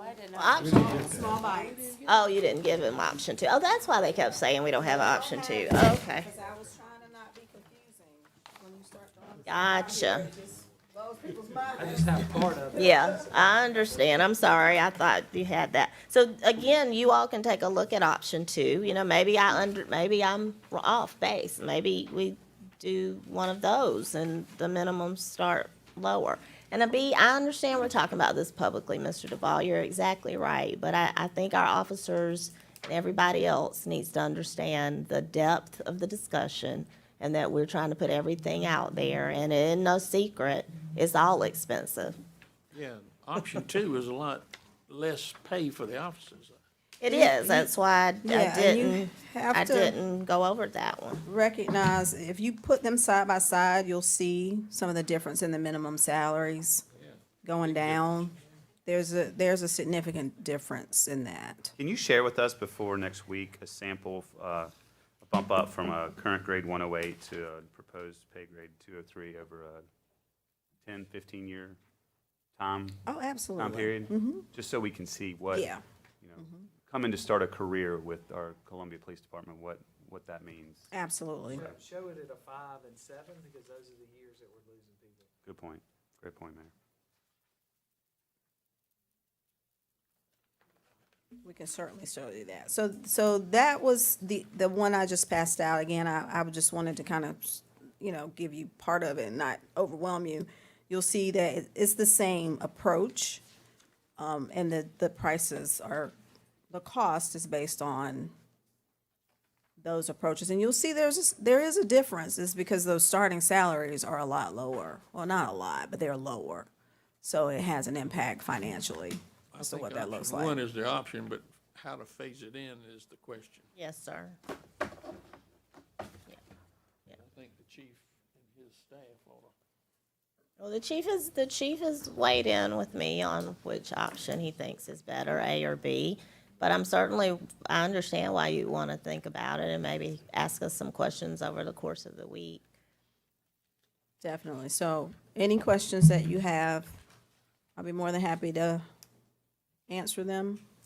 If you want to send me emails later, I can send you model it out so you can see that. Show us the 5 and 7 year. I think that'd be a good outlook. You could even Sure. do the 10, because that's another peak number. And one other question, if we're reducing the budgeted number of officers down to what we can realistically hire next year, which is by 60, I mean, how much of this does that 60 that's not being budgeted anymore offset this? How much from the previous, I think Well, we're do about we- to get into that discussion. But you follow that, see, that's, It's not, what you're asking is what I finally came to me and realized that as we've been talking about budget, we haven't budgeted for this chief at full strength. We've been budgeting to a number and not to a number of positions.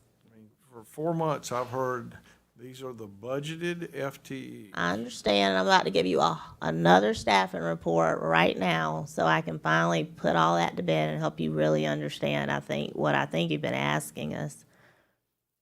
Bring it on. I was hoping so. I'm looking forward to if you hearing got how a it. budgeted FTE is not a budgeted FTE, so that'll be interesting. We'll show you.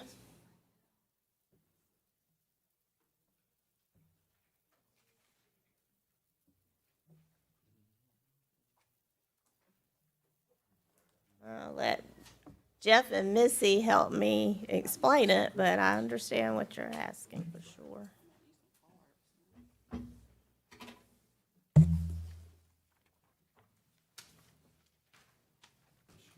Ready when y'all are. Okay.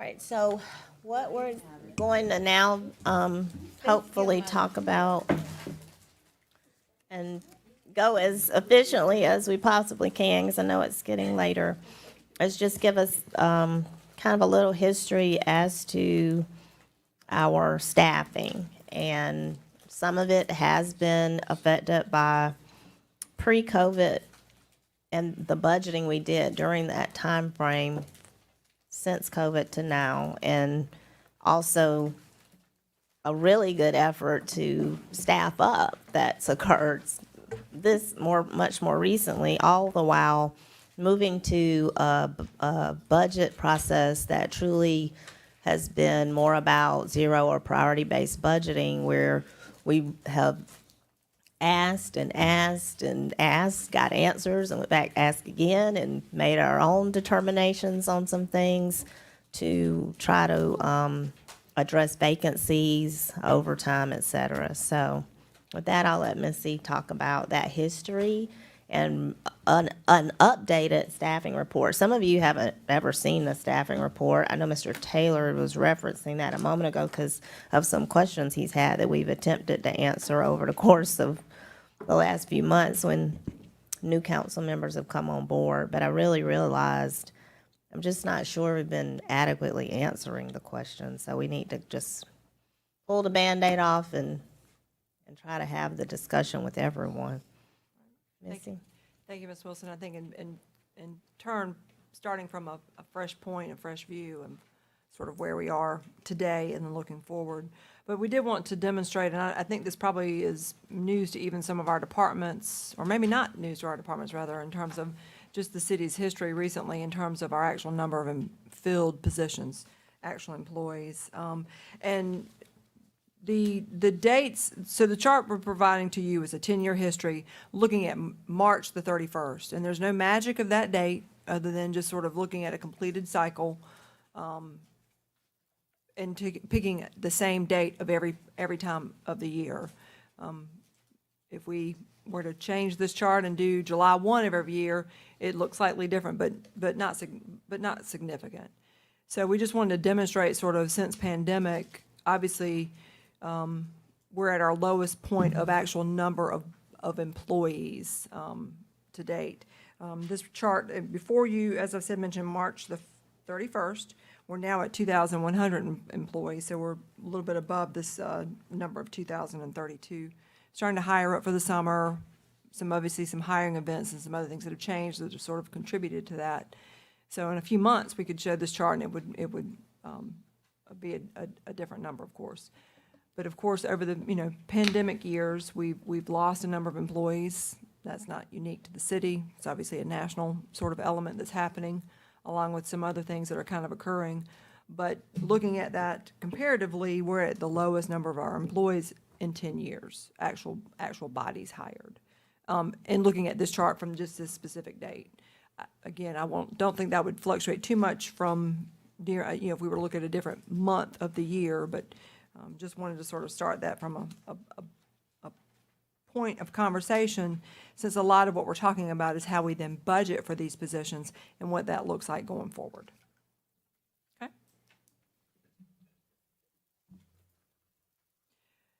So just, again, this is just netting and just discussing what I just mentioned in the sense that the city is actually a reduction of a net of 261 employees over that same period of March 31st, 2020 to March, which is right around the time we were closing or shifting to remote settings for some offices, not everything. Obviously, majority of city services are still provided in person until the March 31st of this year.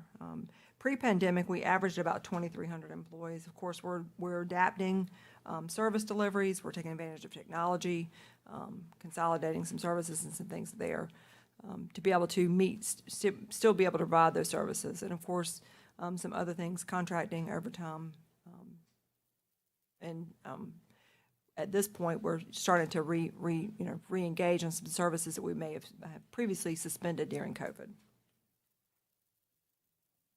During that same period, too, or recent months, of course, the city has done a number of efforts in terms of recruitment and retention. In February, there was the Columbia Cares press conference in terms of discussing sort of where we are with our positions and also talking about where we are with our work orders. I think there's been some positive comments from our customer care in terms of meeting those numbers now, which has been helpful, I'm sure. We've held a career fair. We're doing open interviews, as Mr. Anderson's mentioned, in terms of what they're doing. And then fire department's also mentioned. I think some other departments have joined in on those open interviews with Public Works. That's obviously shortening the period of time to hire. You've raised the minimum hourly rate to $14.50 an hour, along with some other feathered up of those positions up above that rate. And then, of course, we're doing some marketing and promotion. So, of course, we're doing a number of things to be able to address our vacancy rates and be able to fill those positions, as we have obviously had some help from City Council at guidance and directions in terms of looking at our processes, as well as doing things that we can do to attract and retain employees. So that's where we are with the slides, Ms. Wilson. The next, if we want to go into the chart. Absolutely.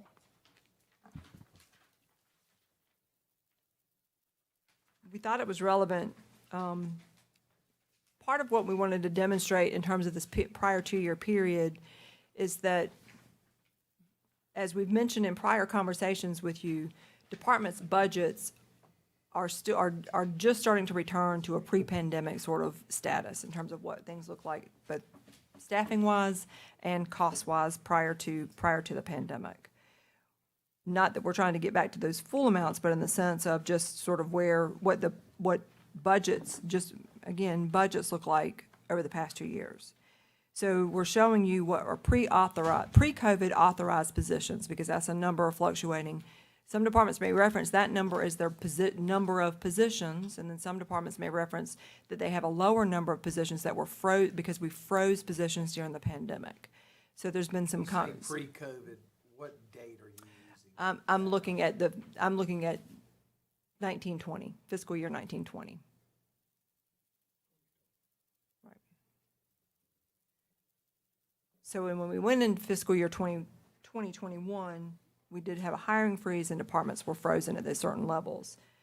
And then that's the freeze on, while we may have been hiring for fiscal year 21-22, departments were still holding those positions, or the number of positions they may have had sort of frozen. So again, coming into that period going forward, what is reflected now in the fiscal year 21-22 column is trying to get a better idea of actually what is closer to what was budgeted.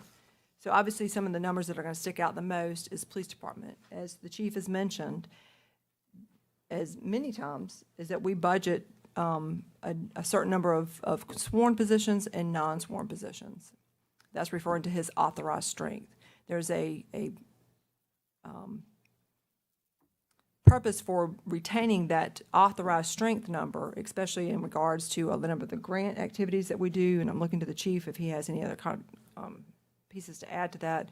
But as we go through our sworn position discussions and as we go through our granting, be able to retain that is his sworn strength, or the authorization that he has for strength.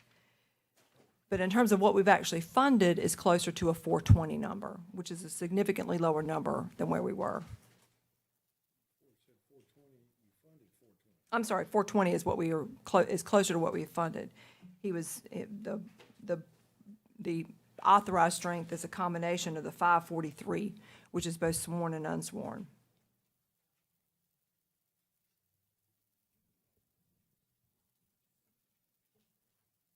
And That's obviously again- one of the that's obviously one of the numbers that probably sticks out the most. And again, just so the council is clear on why we would do that, not just for police, but throughout the budget or the general fund. And I don't know if Jeff and you want to take that on, but it's a budgeting methodology. I mean, and we pulled articles from other communities and GFOA, so no one thinks we're making this up, but Jeff has talked to his counterpart in Rock Hill and Greenville and other places, and everybody does some iteration of it.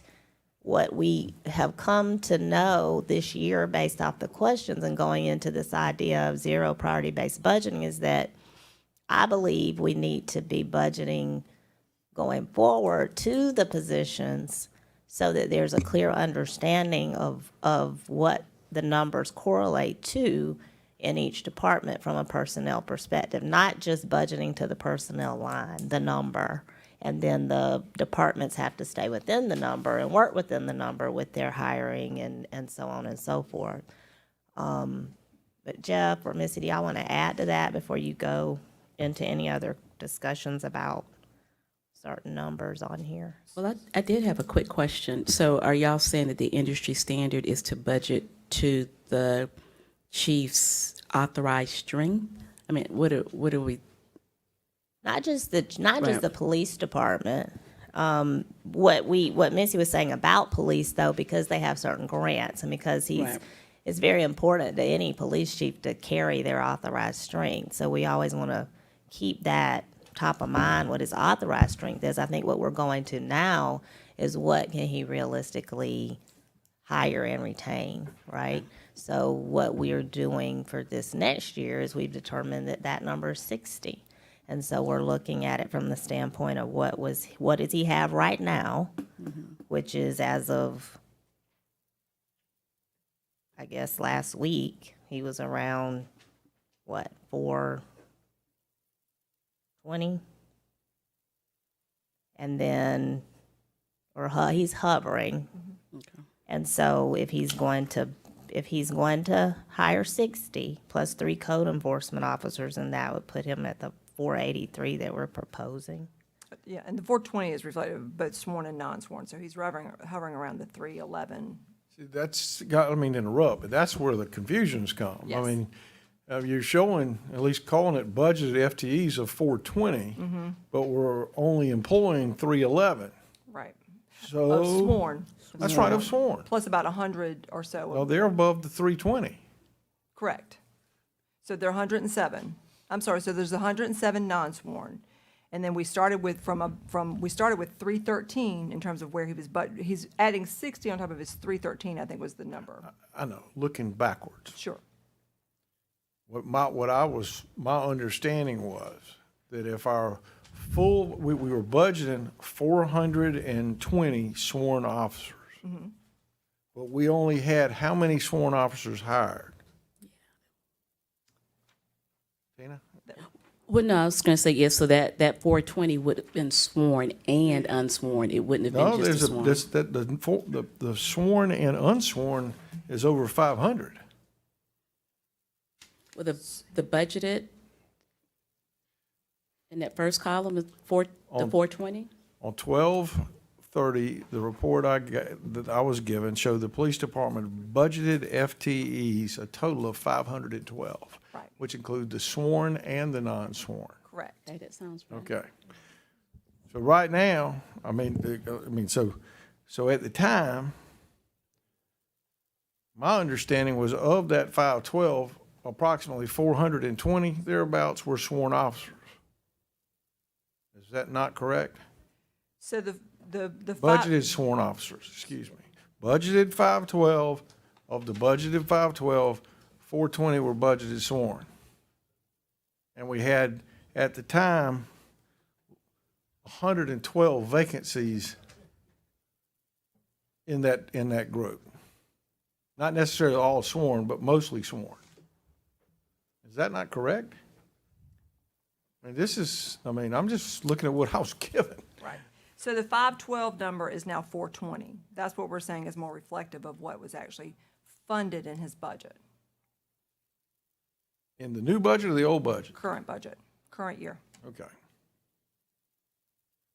The 512 was the number, was in terms of getting back to where we were saying, in terms of what he was, of a, You understand where the Authorized. ambiguity is Yes, here, right?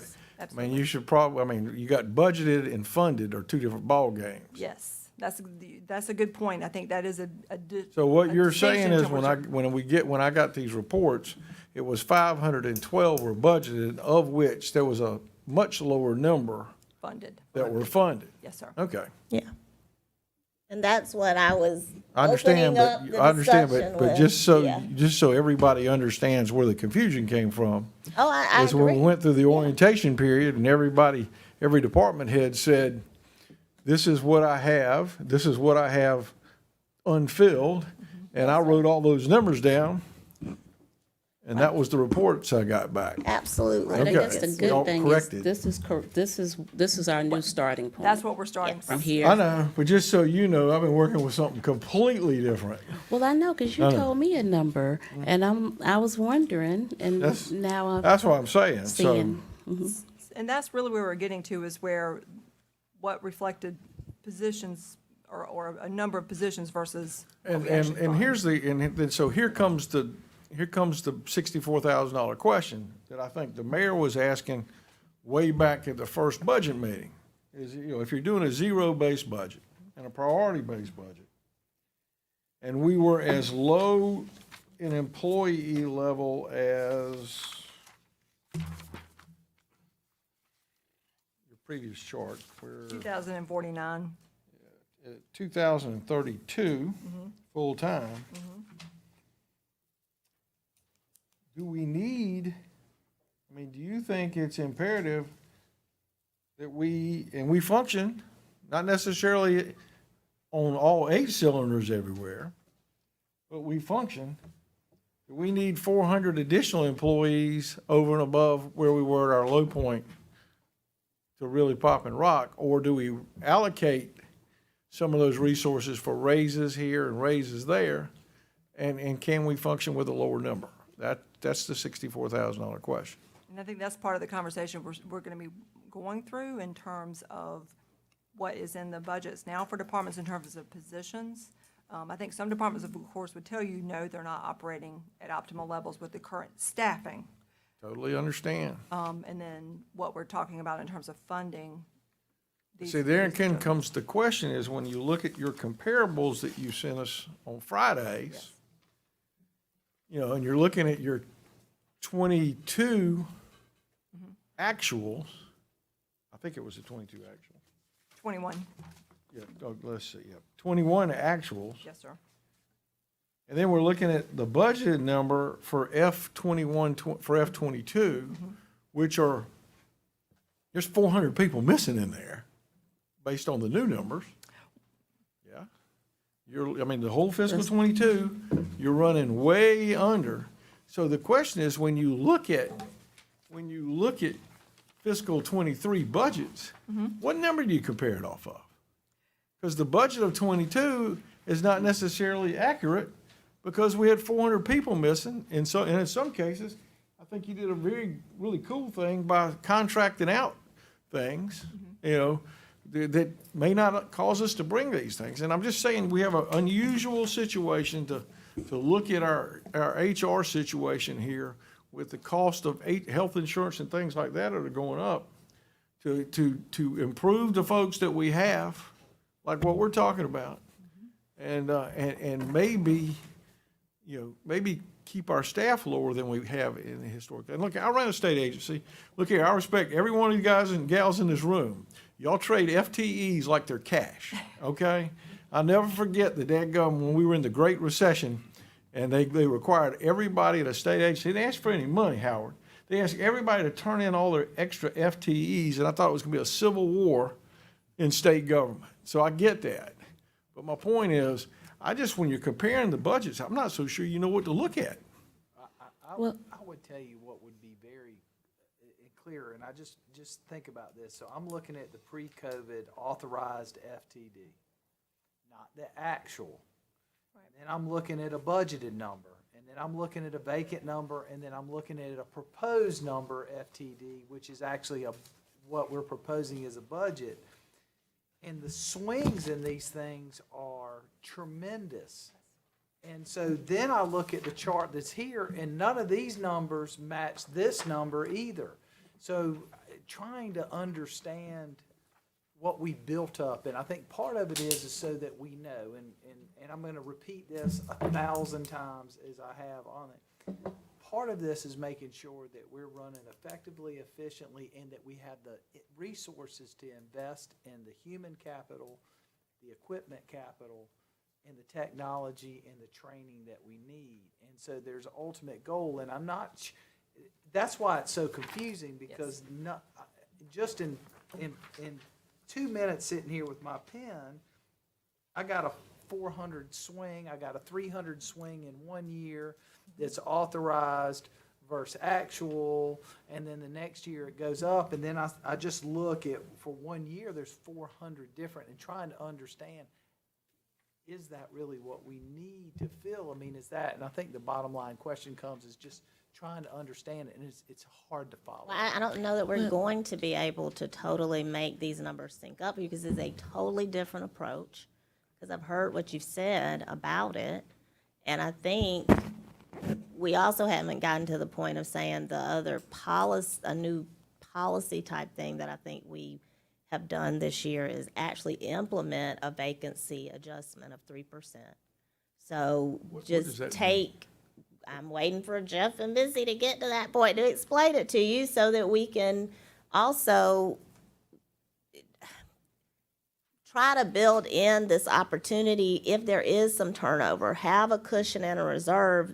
Hypothetically, if Robert were to cut whatever he cut, but he still gets to a point, or there's some program that you all want to implement and we need to hire up, the reality of if we're going to really hire all 400 of these positions is we probably won't.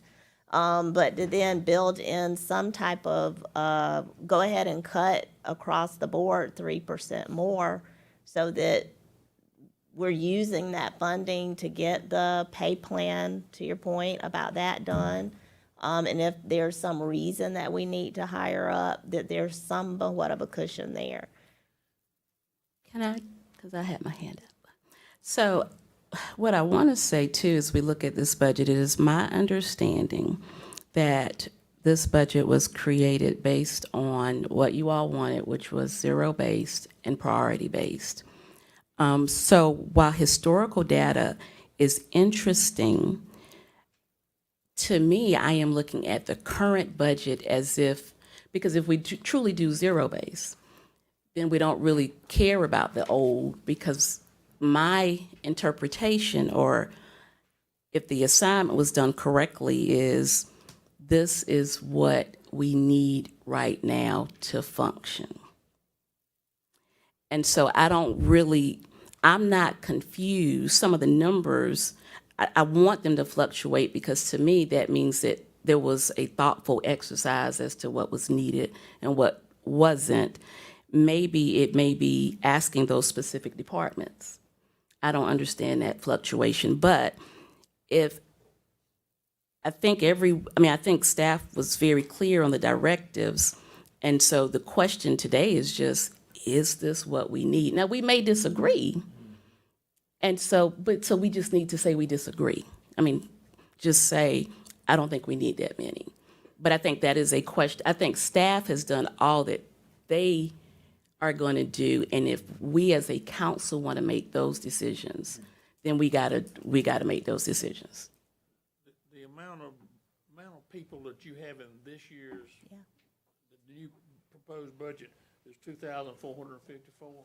Yes. And that shows a net reduction in the departments of 51 employees. Yes.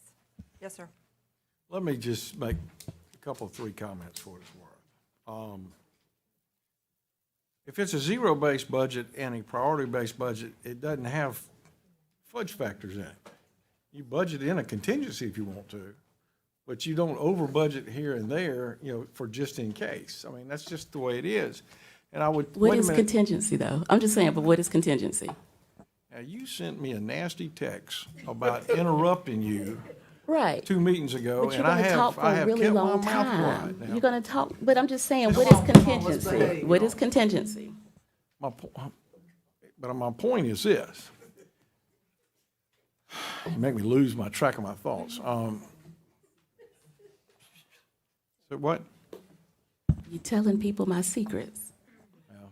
I mean, point being is, I had hoped when you do a priority-based budget, at least this is my understanding is, we articulated what the priorities are. And sometimes if you don't have enough funds, you give up some things to achieve your priorities. And what frankly I had hoped, and one of the reasons I'm looking so hard at these personnel numbers is, I had hoped that we would get to the point, when I look at what I think I heard, is that we've got about $3 million worth of new income coming in this year, this projected for next year. We had about a $3 million budget carry forward left over from fiscal '22, and is that correct? We incorporated 3 million of Okay. your fund balance. And then $3 million of new revenue, or is that the $3 million of new revenue? In other words, increase tax collections, increase this, increase that. Bottom line is, you would hope that if we prioritize, and this is where I'd like to see us get to at some point in time, is that we could achieve the raises that we did, by prioritizing them inside of our budget. And the carry forward then becomes a maintenance CapEx account for us at some point in time.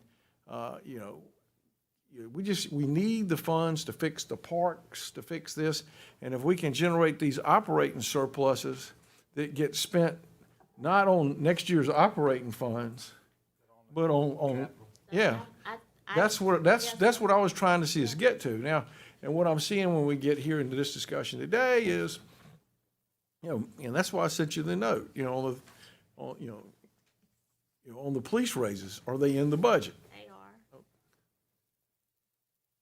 Well, we haven't need to decide. You've got two options up there. We don't know which one we're going. I already put 2.2 in there, that's what I was saying. Okay. I put that in there.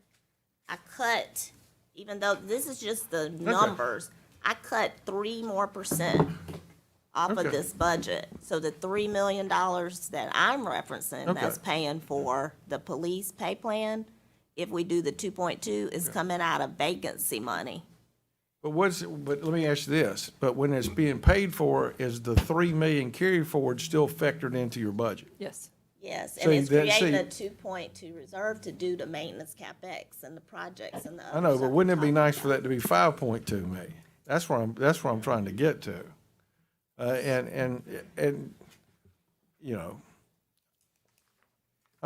Let me just, share with everybody in the room. I think we've got tens of millions of dollars worth of maintenance CapEx that we probably need to do. And that's what I say, trying to look at how we can do things. And frankly, I like to get the city to where we don't have to 30-year finance everything we do, again, if we could end up with $5 million here and we capture some tourism infrastructure fee over there, we sell a couple of buildings that aren't being used today, and Henry's got the money to do Finley Park next year, and we didn't go do a 15-year bond on age tax. I agree with you totally. We didn't take, we've still got the list of whether it's the gateways, the beautification, all kinds of things that we showed you that could come out of the fund balance. But you can go back later and capture some of that once we have those discussions. So I did not take any more out of fund balance to achieve any of that yet. We've still got to have the discussion of the municipal court. But my point is, you've got Right. $3 million of fund balance already into the budget. That's what I'm saying. We do. And but I'm explaining to you, if we are prioritizing and we're zero-based, if what you're saying is we really need to go back up, and again, I hear you, but when I look at this, it looks like we're hiring several hundred more people this year. We Do were we trying have, to show you the snapshot of what the numbers actually are and what it would look like. The reality is I took 3% more out, which equates to about $3 million. So right now today, or July 1, if one of these departments wanted to go hire somebody, their budget's gonna be cut 3% more. Or they probably wouldn't be able to do that. And the reality is because we're in this ebb and flow of what they're trying to do and how they're trying to hire. I agree with you. I do not think that we probably will hire 400 vacant positions. Although we're making all these efforts and we're doing really well right now because of all the recruitment efforts we're making. So because I think we're gonna hire some, we were trying to figure that sweet spot out of allowing them to still go through all these recruitment efforts. And the mayor just said, even here today, put on the computers, we're hiring, right? So we're trying to find that sweet spot because we want to do that, but what will we really do? And so we took a 3% cut, which they're just hearing this for the first time too, as a matter of fact, across every budget. And that created $3 million outside of the fund balance that we had already infused in the budget to help pay for some of these other things like the pay plan and whatever else it might be, that might be personnel. I understand, and again, if that's how you prefer to do it, I'll be fine with it. I would just tell you, in a priority-based budget, you don't do 3% across the board. Yeah, well, we didn't prefer to do it that way, but I also know that we're being asked to do some things off the fly right now that I think are meaningful things, like the police pay plan, like this discussion of the municipal court, like the gateways and some other things that, have just come up. And so because we're transitioning to a new approach, it's certainly imperfect. It's not how we've normally done things. So I'm trying to get us there because I'm hearing what y'all are saying about budgeting to the positions. But it certainly wasn't a switch that I could flip because we just hadn't been doing it that way. To your point, it just, finally, I kept saying to the staff, we've been, for example, having these discussions with Mr. Taylor and showing him a number about what was budgeted, but that's really what was authorized. It wasn't necessarily the number that was funded. Because Well, I understand that yeah, now, but that was. I understand why that's confusing to you, certainly, and it's confusing at this juncture to be switching to doing it a different way, although I think the exercise is needed, and I think once we get through this hard part right now this year, trying to figure it out, we'll be the better for it to budget to the positions going forward. But it's not perfect, right?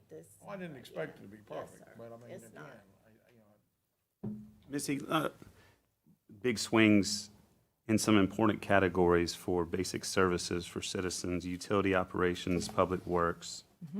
I imagine in Parks and Rec, by the way, I imagine that big swing is offset by some of the contractors, subcontractors that we've hired to do some of this work. So I just want to be sure we're not sacrificing services to our residents with this big swing. It is being, I guess, replaced by the different delivery models for You realize for we don't services. have them now, right? You do realize that we don't have any of this right now. Right. I just want to make sure when the public sees this, it says, oh, we're cutting everywhere. Oh, Public Works, great. Mr. Anderson doesn't have. But we're not cutting. The way that it's presented right now and the way it's being perceived to the public right now, it is. I want to make it clear here with the video that we're not sacrificing, we've talked about this, public services with this new budget approach, right? In general, overall. Should be increasing. Exactly. That's what priority budgeting does. We're spending the money on what is considered to be our priorities. Right. That is my point, is that we are not sacrificing services anywhere. If anything, we're increasing them efficiently. Part of the misnomer is, and that's why I just said, and when we get to next year's budget, we're not gonna have things that are as confusing because of what we've gone through today. But if somebody, the general public, just looked at that and said, well, that's authorized, that's budget, that's vacant, and then they go look at actual and this and that, it's very hard to follow because what you may have authorized, what you may actually have, and what you had budgeted are three completely different things. Exactly. Based on where you are. And so I think as we transition into the priority base, we're focused on doing what our mission is, which is taking care of the customer service for our constituents, and we're doing it based on actual delivery of service, not tied to an FTE. And I hate to use that term, but that's the currency that we use. And I think simply that's where we're trying to head. And that's why I hesitate with a lot of these numbers, because you sit down with somebody and they start pulling out last year's budget and the year before, and then we talk about pre-COVID, this and that. You just look at this and go, this is confusing. 1 year it's 300, 1 year it's 400, 1 year it's 500, this is that, but we actually never had half of those. Right, well, and part of the demonstration of talking about where we were pre-COVID versus now and showing our historical hiring was the fact that what's compounding the confusion is the fact that our number of our employees, actual filled positions, is lower than what we are normally used to. And what we normally would say in terms of what is your authorized strength or what is your budgeted positions. So when departments speak to that, they're speaking of the positions that they could hire, that they actually have authorized to them. And I think the difference Funding- is now we're talking about actually delivery Right. of service and what we're investing internally to make sure that service gets delivered. And I think that's, at the end of the day, that's where we're all headed. That's a good way to end the meeting too. Positive note, everybody's moving in the right direction. This is the new starting. So we meet next Tuesday after Memorial Day. I think she What do was you got? finished. Missy wasn't finished. Jeff has Yeah, some we're not stuff. done. We're not done yet.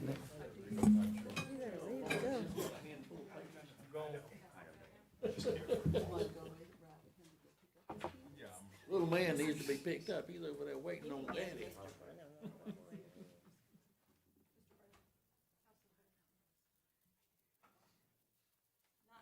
Not to belabor our conversations, but this is certainly part of the conversation continued for next week. This is Homework. This is the proposed general fund budget. It is not reflective of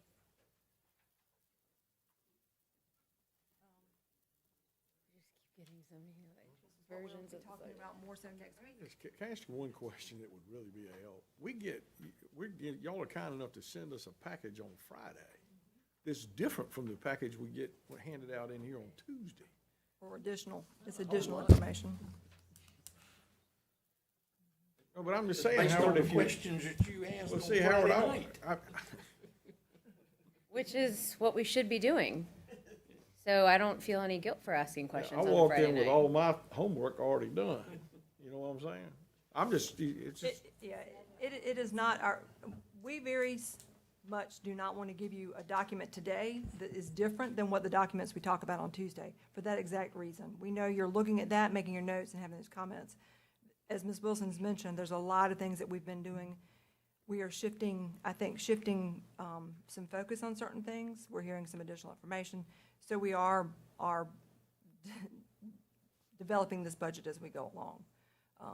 And so I will apologize in terms of some of what you're getting now in that sense, but it is an effort to try to meet and provide you the information that you've asked for. And then the documents that we've just given out, the one additional document we gave you today was one that was updated on the county fire budget number.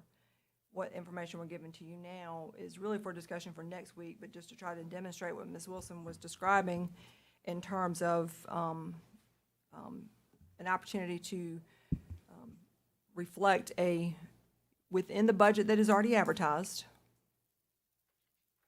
funding that would address some of the things that has been discussed with the police pay plan, still holding back a reserve for those departments that would need it if necessary with regards to hiring, as well as being able to, and then, of course, we still want to be able to talk through, if not next week, in some future conversations, the general capital projects.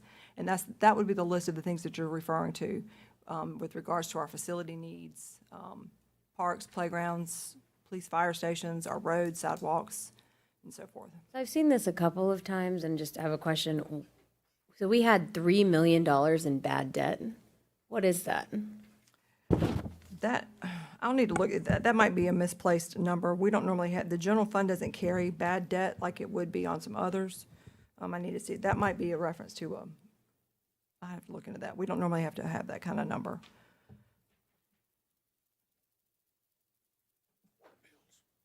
No, it's not water I was bills. gonna say, what are, I It's mean, not how water are you bills. gonna handle the water bill non-paid? So that is a reserve on, that, not a reserve, but that is accounted for in the revenues that you get for, that come forward to you, and then also in terms of our actual collections. So when we brought with you the water and sewer budget, you're talking about the debt we are now? $16 million worth. Yeah. Right, it's already backed out.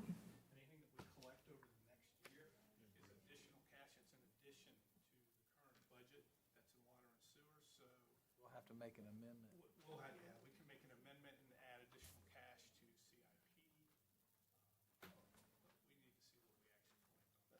We're actively collecting. I understand, but you shouldn't be writing off the whole 16. How do you put money in there, should write off budget? That was just a request from last time, it's part of the personnel budget. I thought it was only 4. Budget You wrote the whole 16? It's part of the personnel budget. That's in the budget. Those are actual costs. Put in an allowance for bad debt. It hasn't finalized been written, but it's come out of the You cash. haven't written it off yet, is what, No. what you just put it in that bad debt column. Yes, but That's a big difference than writing it off. it's still pure cash though. If we collect it, that's additional cash. How are we doing on that, Most of Clint? that affected last year's budget. Ms. Wilson, oh, go ahead. Yes, sir. I was just gonna say on this one, see, ideally, we'd have salaries, benefit cost, overtime. That way, everybody's seeing whether we're managing the overtime or not. And we're just lump summing it, or are you just doing that for us on this budget? I was just giving you this for you're talking about this sheet right here? I'm just saying, in an ideal budget by department, the managers will get to see How they're doing every with month, their whether overtime's going up, overtime's going down, benefit cost. I mean, they ought to be looking at it every month, yes. Whether or not they're making adjustments accordingly, that's a different discussion. So they're perfect, they ought to be looking at their overtime expenditures every month. They know how to look at it. Public defender. Hmm? We made that adjustment for the public defender, I saw.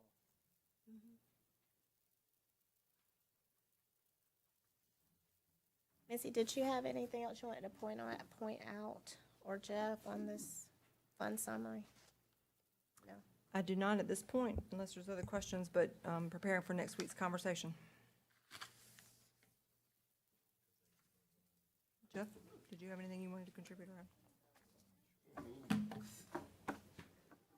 Rev made a motion to, Is there anything else, Missy or Jeff, y'all wanted to go over on this? We blocked it to 5. I know y'all want to go, but this is the most important thing we're gonna do. And I just want to make sure that when we get to June 7th, we know where we're at. I think we will need some direction on the last slide here about the potential items, needs, requests. I mean, all of them are important. Like I said, we haven't captured any more fund balance right now. There's about Like us to 2 do that point. next week? Yeah, I mean, if you to be thinking about it, thinking about these items. Oh, we can save that. We don't have to make the decision. She's got 15 million left. We don't have to spend it. But And there's some items in here we might have to. We don't have to. Teresa, you have already got the 2.2 million for the police in these numbers. yes, sir. You'll see a line there down there at the Police bottom pay of plan. your before your non-departmental. Okay, so we taking out 3 million or 2.2 million? I'm sorry. Is the other 800,000 above the 2.2 been allocated in the budget? What other 800,000? I'm You're sorry. moving 3 million over from the carry forward. Yeah. Yes, sir. So- It's there. It, 2.2 million of it's going to, you've got budgeted to the police. Is the other 800,000 already included in your rest of your general fund budget? it is. It's right. You'll see it's actually, because we also did that vacancy adjustment, so it's really a reserve of 2.28 that's left for you all to give us some direction on. If you want, hypothetically, the gateways or before we would capture any additional fund balance or carry It's forward. part of the final discussion. We still have a fairly significant, I mean, a big number of ARA money.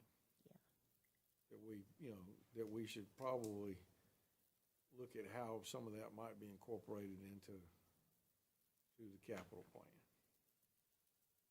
Whatever's eligible, yes, sir. Right, Yeah. for eligible capital Yeah. plan expenses. Mm-hmm. And, whether we want it, we got 5 years or 3 years to spend it, and how much we might want to allocate into that on an annual basis. Right, so everything we've discussed today is included in the budget that's been advertised. Anything else above that, we could either do through budget amendment and during future conversations as we bring the additional information for you about capital projects. As Ms. Wilson mentioned, and the other items that's been discussed. But at this point, the pay plan is incorporated, as well as there's a reserve of 2.8 million. Well, between the ARPA money and this, I think we got some time and we can think about it, but we always hear about sidewalks and roads and other things, so I think we have an opportunity really to make an impact in our community if we leverage those two pots the right way, but I don't know about the rest of everybody, but I don't think it's something we have to decide before June 7th, I think we got a little bit of time, correct? If you want to capture additional fund balance or ARPA funds? Yeah. Absolutely, you don't have to do. I think we focus on this and then come back to that. And that would be one of the things I'd hope that we would, we won't do it this year, but next year, is we really concentrate on the operating budget. And like I say, what deliveries may be out of operation that could then flow into basically a separate, almost standalone CapEx budget. Because I'm a big believer in reserving just in case. So, but at some point, like I say, in our CapEx budget can include all kinds of sources of funds. It could be surpluses from the general fund. It could be grants. It could be and again, and it becomes a schedule of CapEx. It's probably a 5, 6, 7 year CapEx budget that we ought to be doing. That includes things like the diversion canal and stuff like that. That lets us plan and budget for beyond just the next fiscal year. So certainly water and sewer with diversion dam, water and sewer and stormwater does have a capital improvement program that carries out beyond, of course, year one. You approve year one, you approve a year at a time. As far as general capital projects, we certainly can also show you capital project requests that are both for year one and going forward. I would tell you, it would be a very good exercise for us, for even for water and sewer especially, to have a 5, 6, 7 year capital plan. Capital expenditure. And we do. What's brought to you for approval is a year one at a time. Okay. Year one, but I've never seen it. you're wanting to see the rest of this plan, that's right. Been here but 6 months, Joe, goodness. Right. You can't learn it all quick. So we'll bring that as it is now, and maybe that can lay the foundation for doing it in the way that you're describing going forward. Got it. Impatient.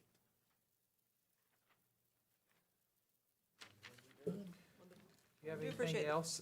This is y'all's budget here. I want to make sure we have all the information because next week will be our last budget meeting prior to our public hearing. Do we need to do it longer than one?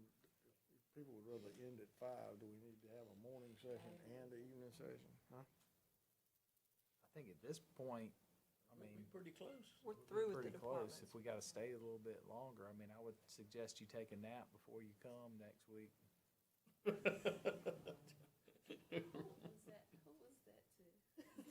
I didn't know if it was, it might have been to me. It would have been appropriate.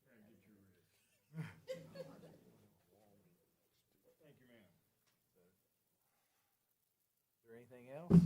Next Tuesday. So next Tuesday, we'll talk about how we want to spend that, if we want to spend the remaining dollars on some of these priorities. I mean, me personally, we should stay focused on the budget itself, answer all the questions, make sure we're clarified, and then leave that for July, August sometime, sit down. And, you know, that way we've got the budget levelized, we know where we are, and then we can figure out also how that fits in the priority to do it, because, you know, The big decision pending is option 1 or option 2. Option 1A or B. That's right. we don't wanna go to. I just got a couple, I just got a couple questions I'd like to ask about that. I think they'd rather have the money. Motion adjourned? Yeah, Well, the municipal court, I mean, I do think we need we need to to talk about that too. about So we that. may, what it may be beneficial next week, do we have schedule for next week? Do you have the time set? Says one. One. I'd say let's start with the police and start with the municipal court and get those two things. That's what I was getting ready to suggest, is let's talk about the police and the court first. I And think that a way couple we can of- wrap it up, and then we're not going back, because at that point, we'll have transitioned to the end. That's right, and then we have a couple of other things that we wanted to address. Oh, yeah. So we do that all first That and then we'll, come in. we'll be here whenever y'all tell us if 1 o'clock is. 1 o'clock, yeah. 1 o'clock. Like the mayor said, sleep in, because it's going, Sleep in, I work a full day. who goes to the office every day?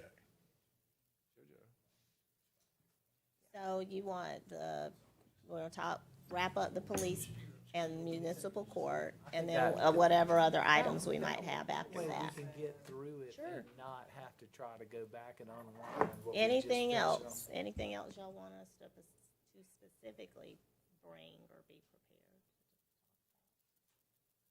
I think we're at the point we gotta make some of these decisions and tune up what's here. Thank you so much. Motion to adjourn. Unanimous consent.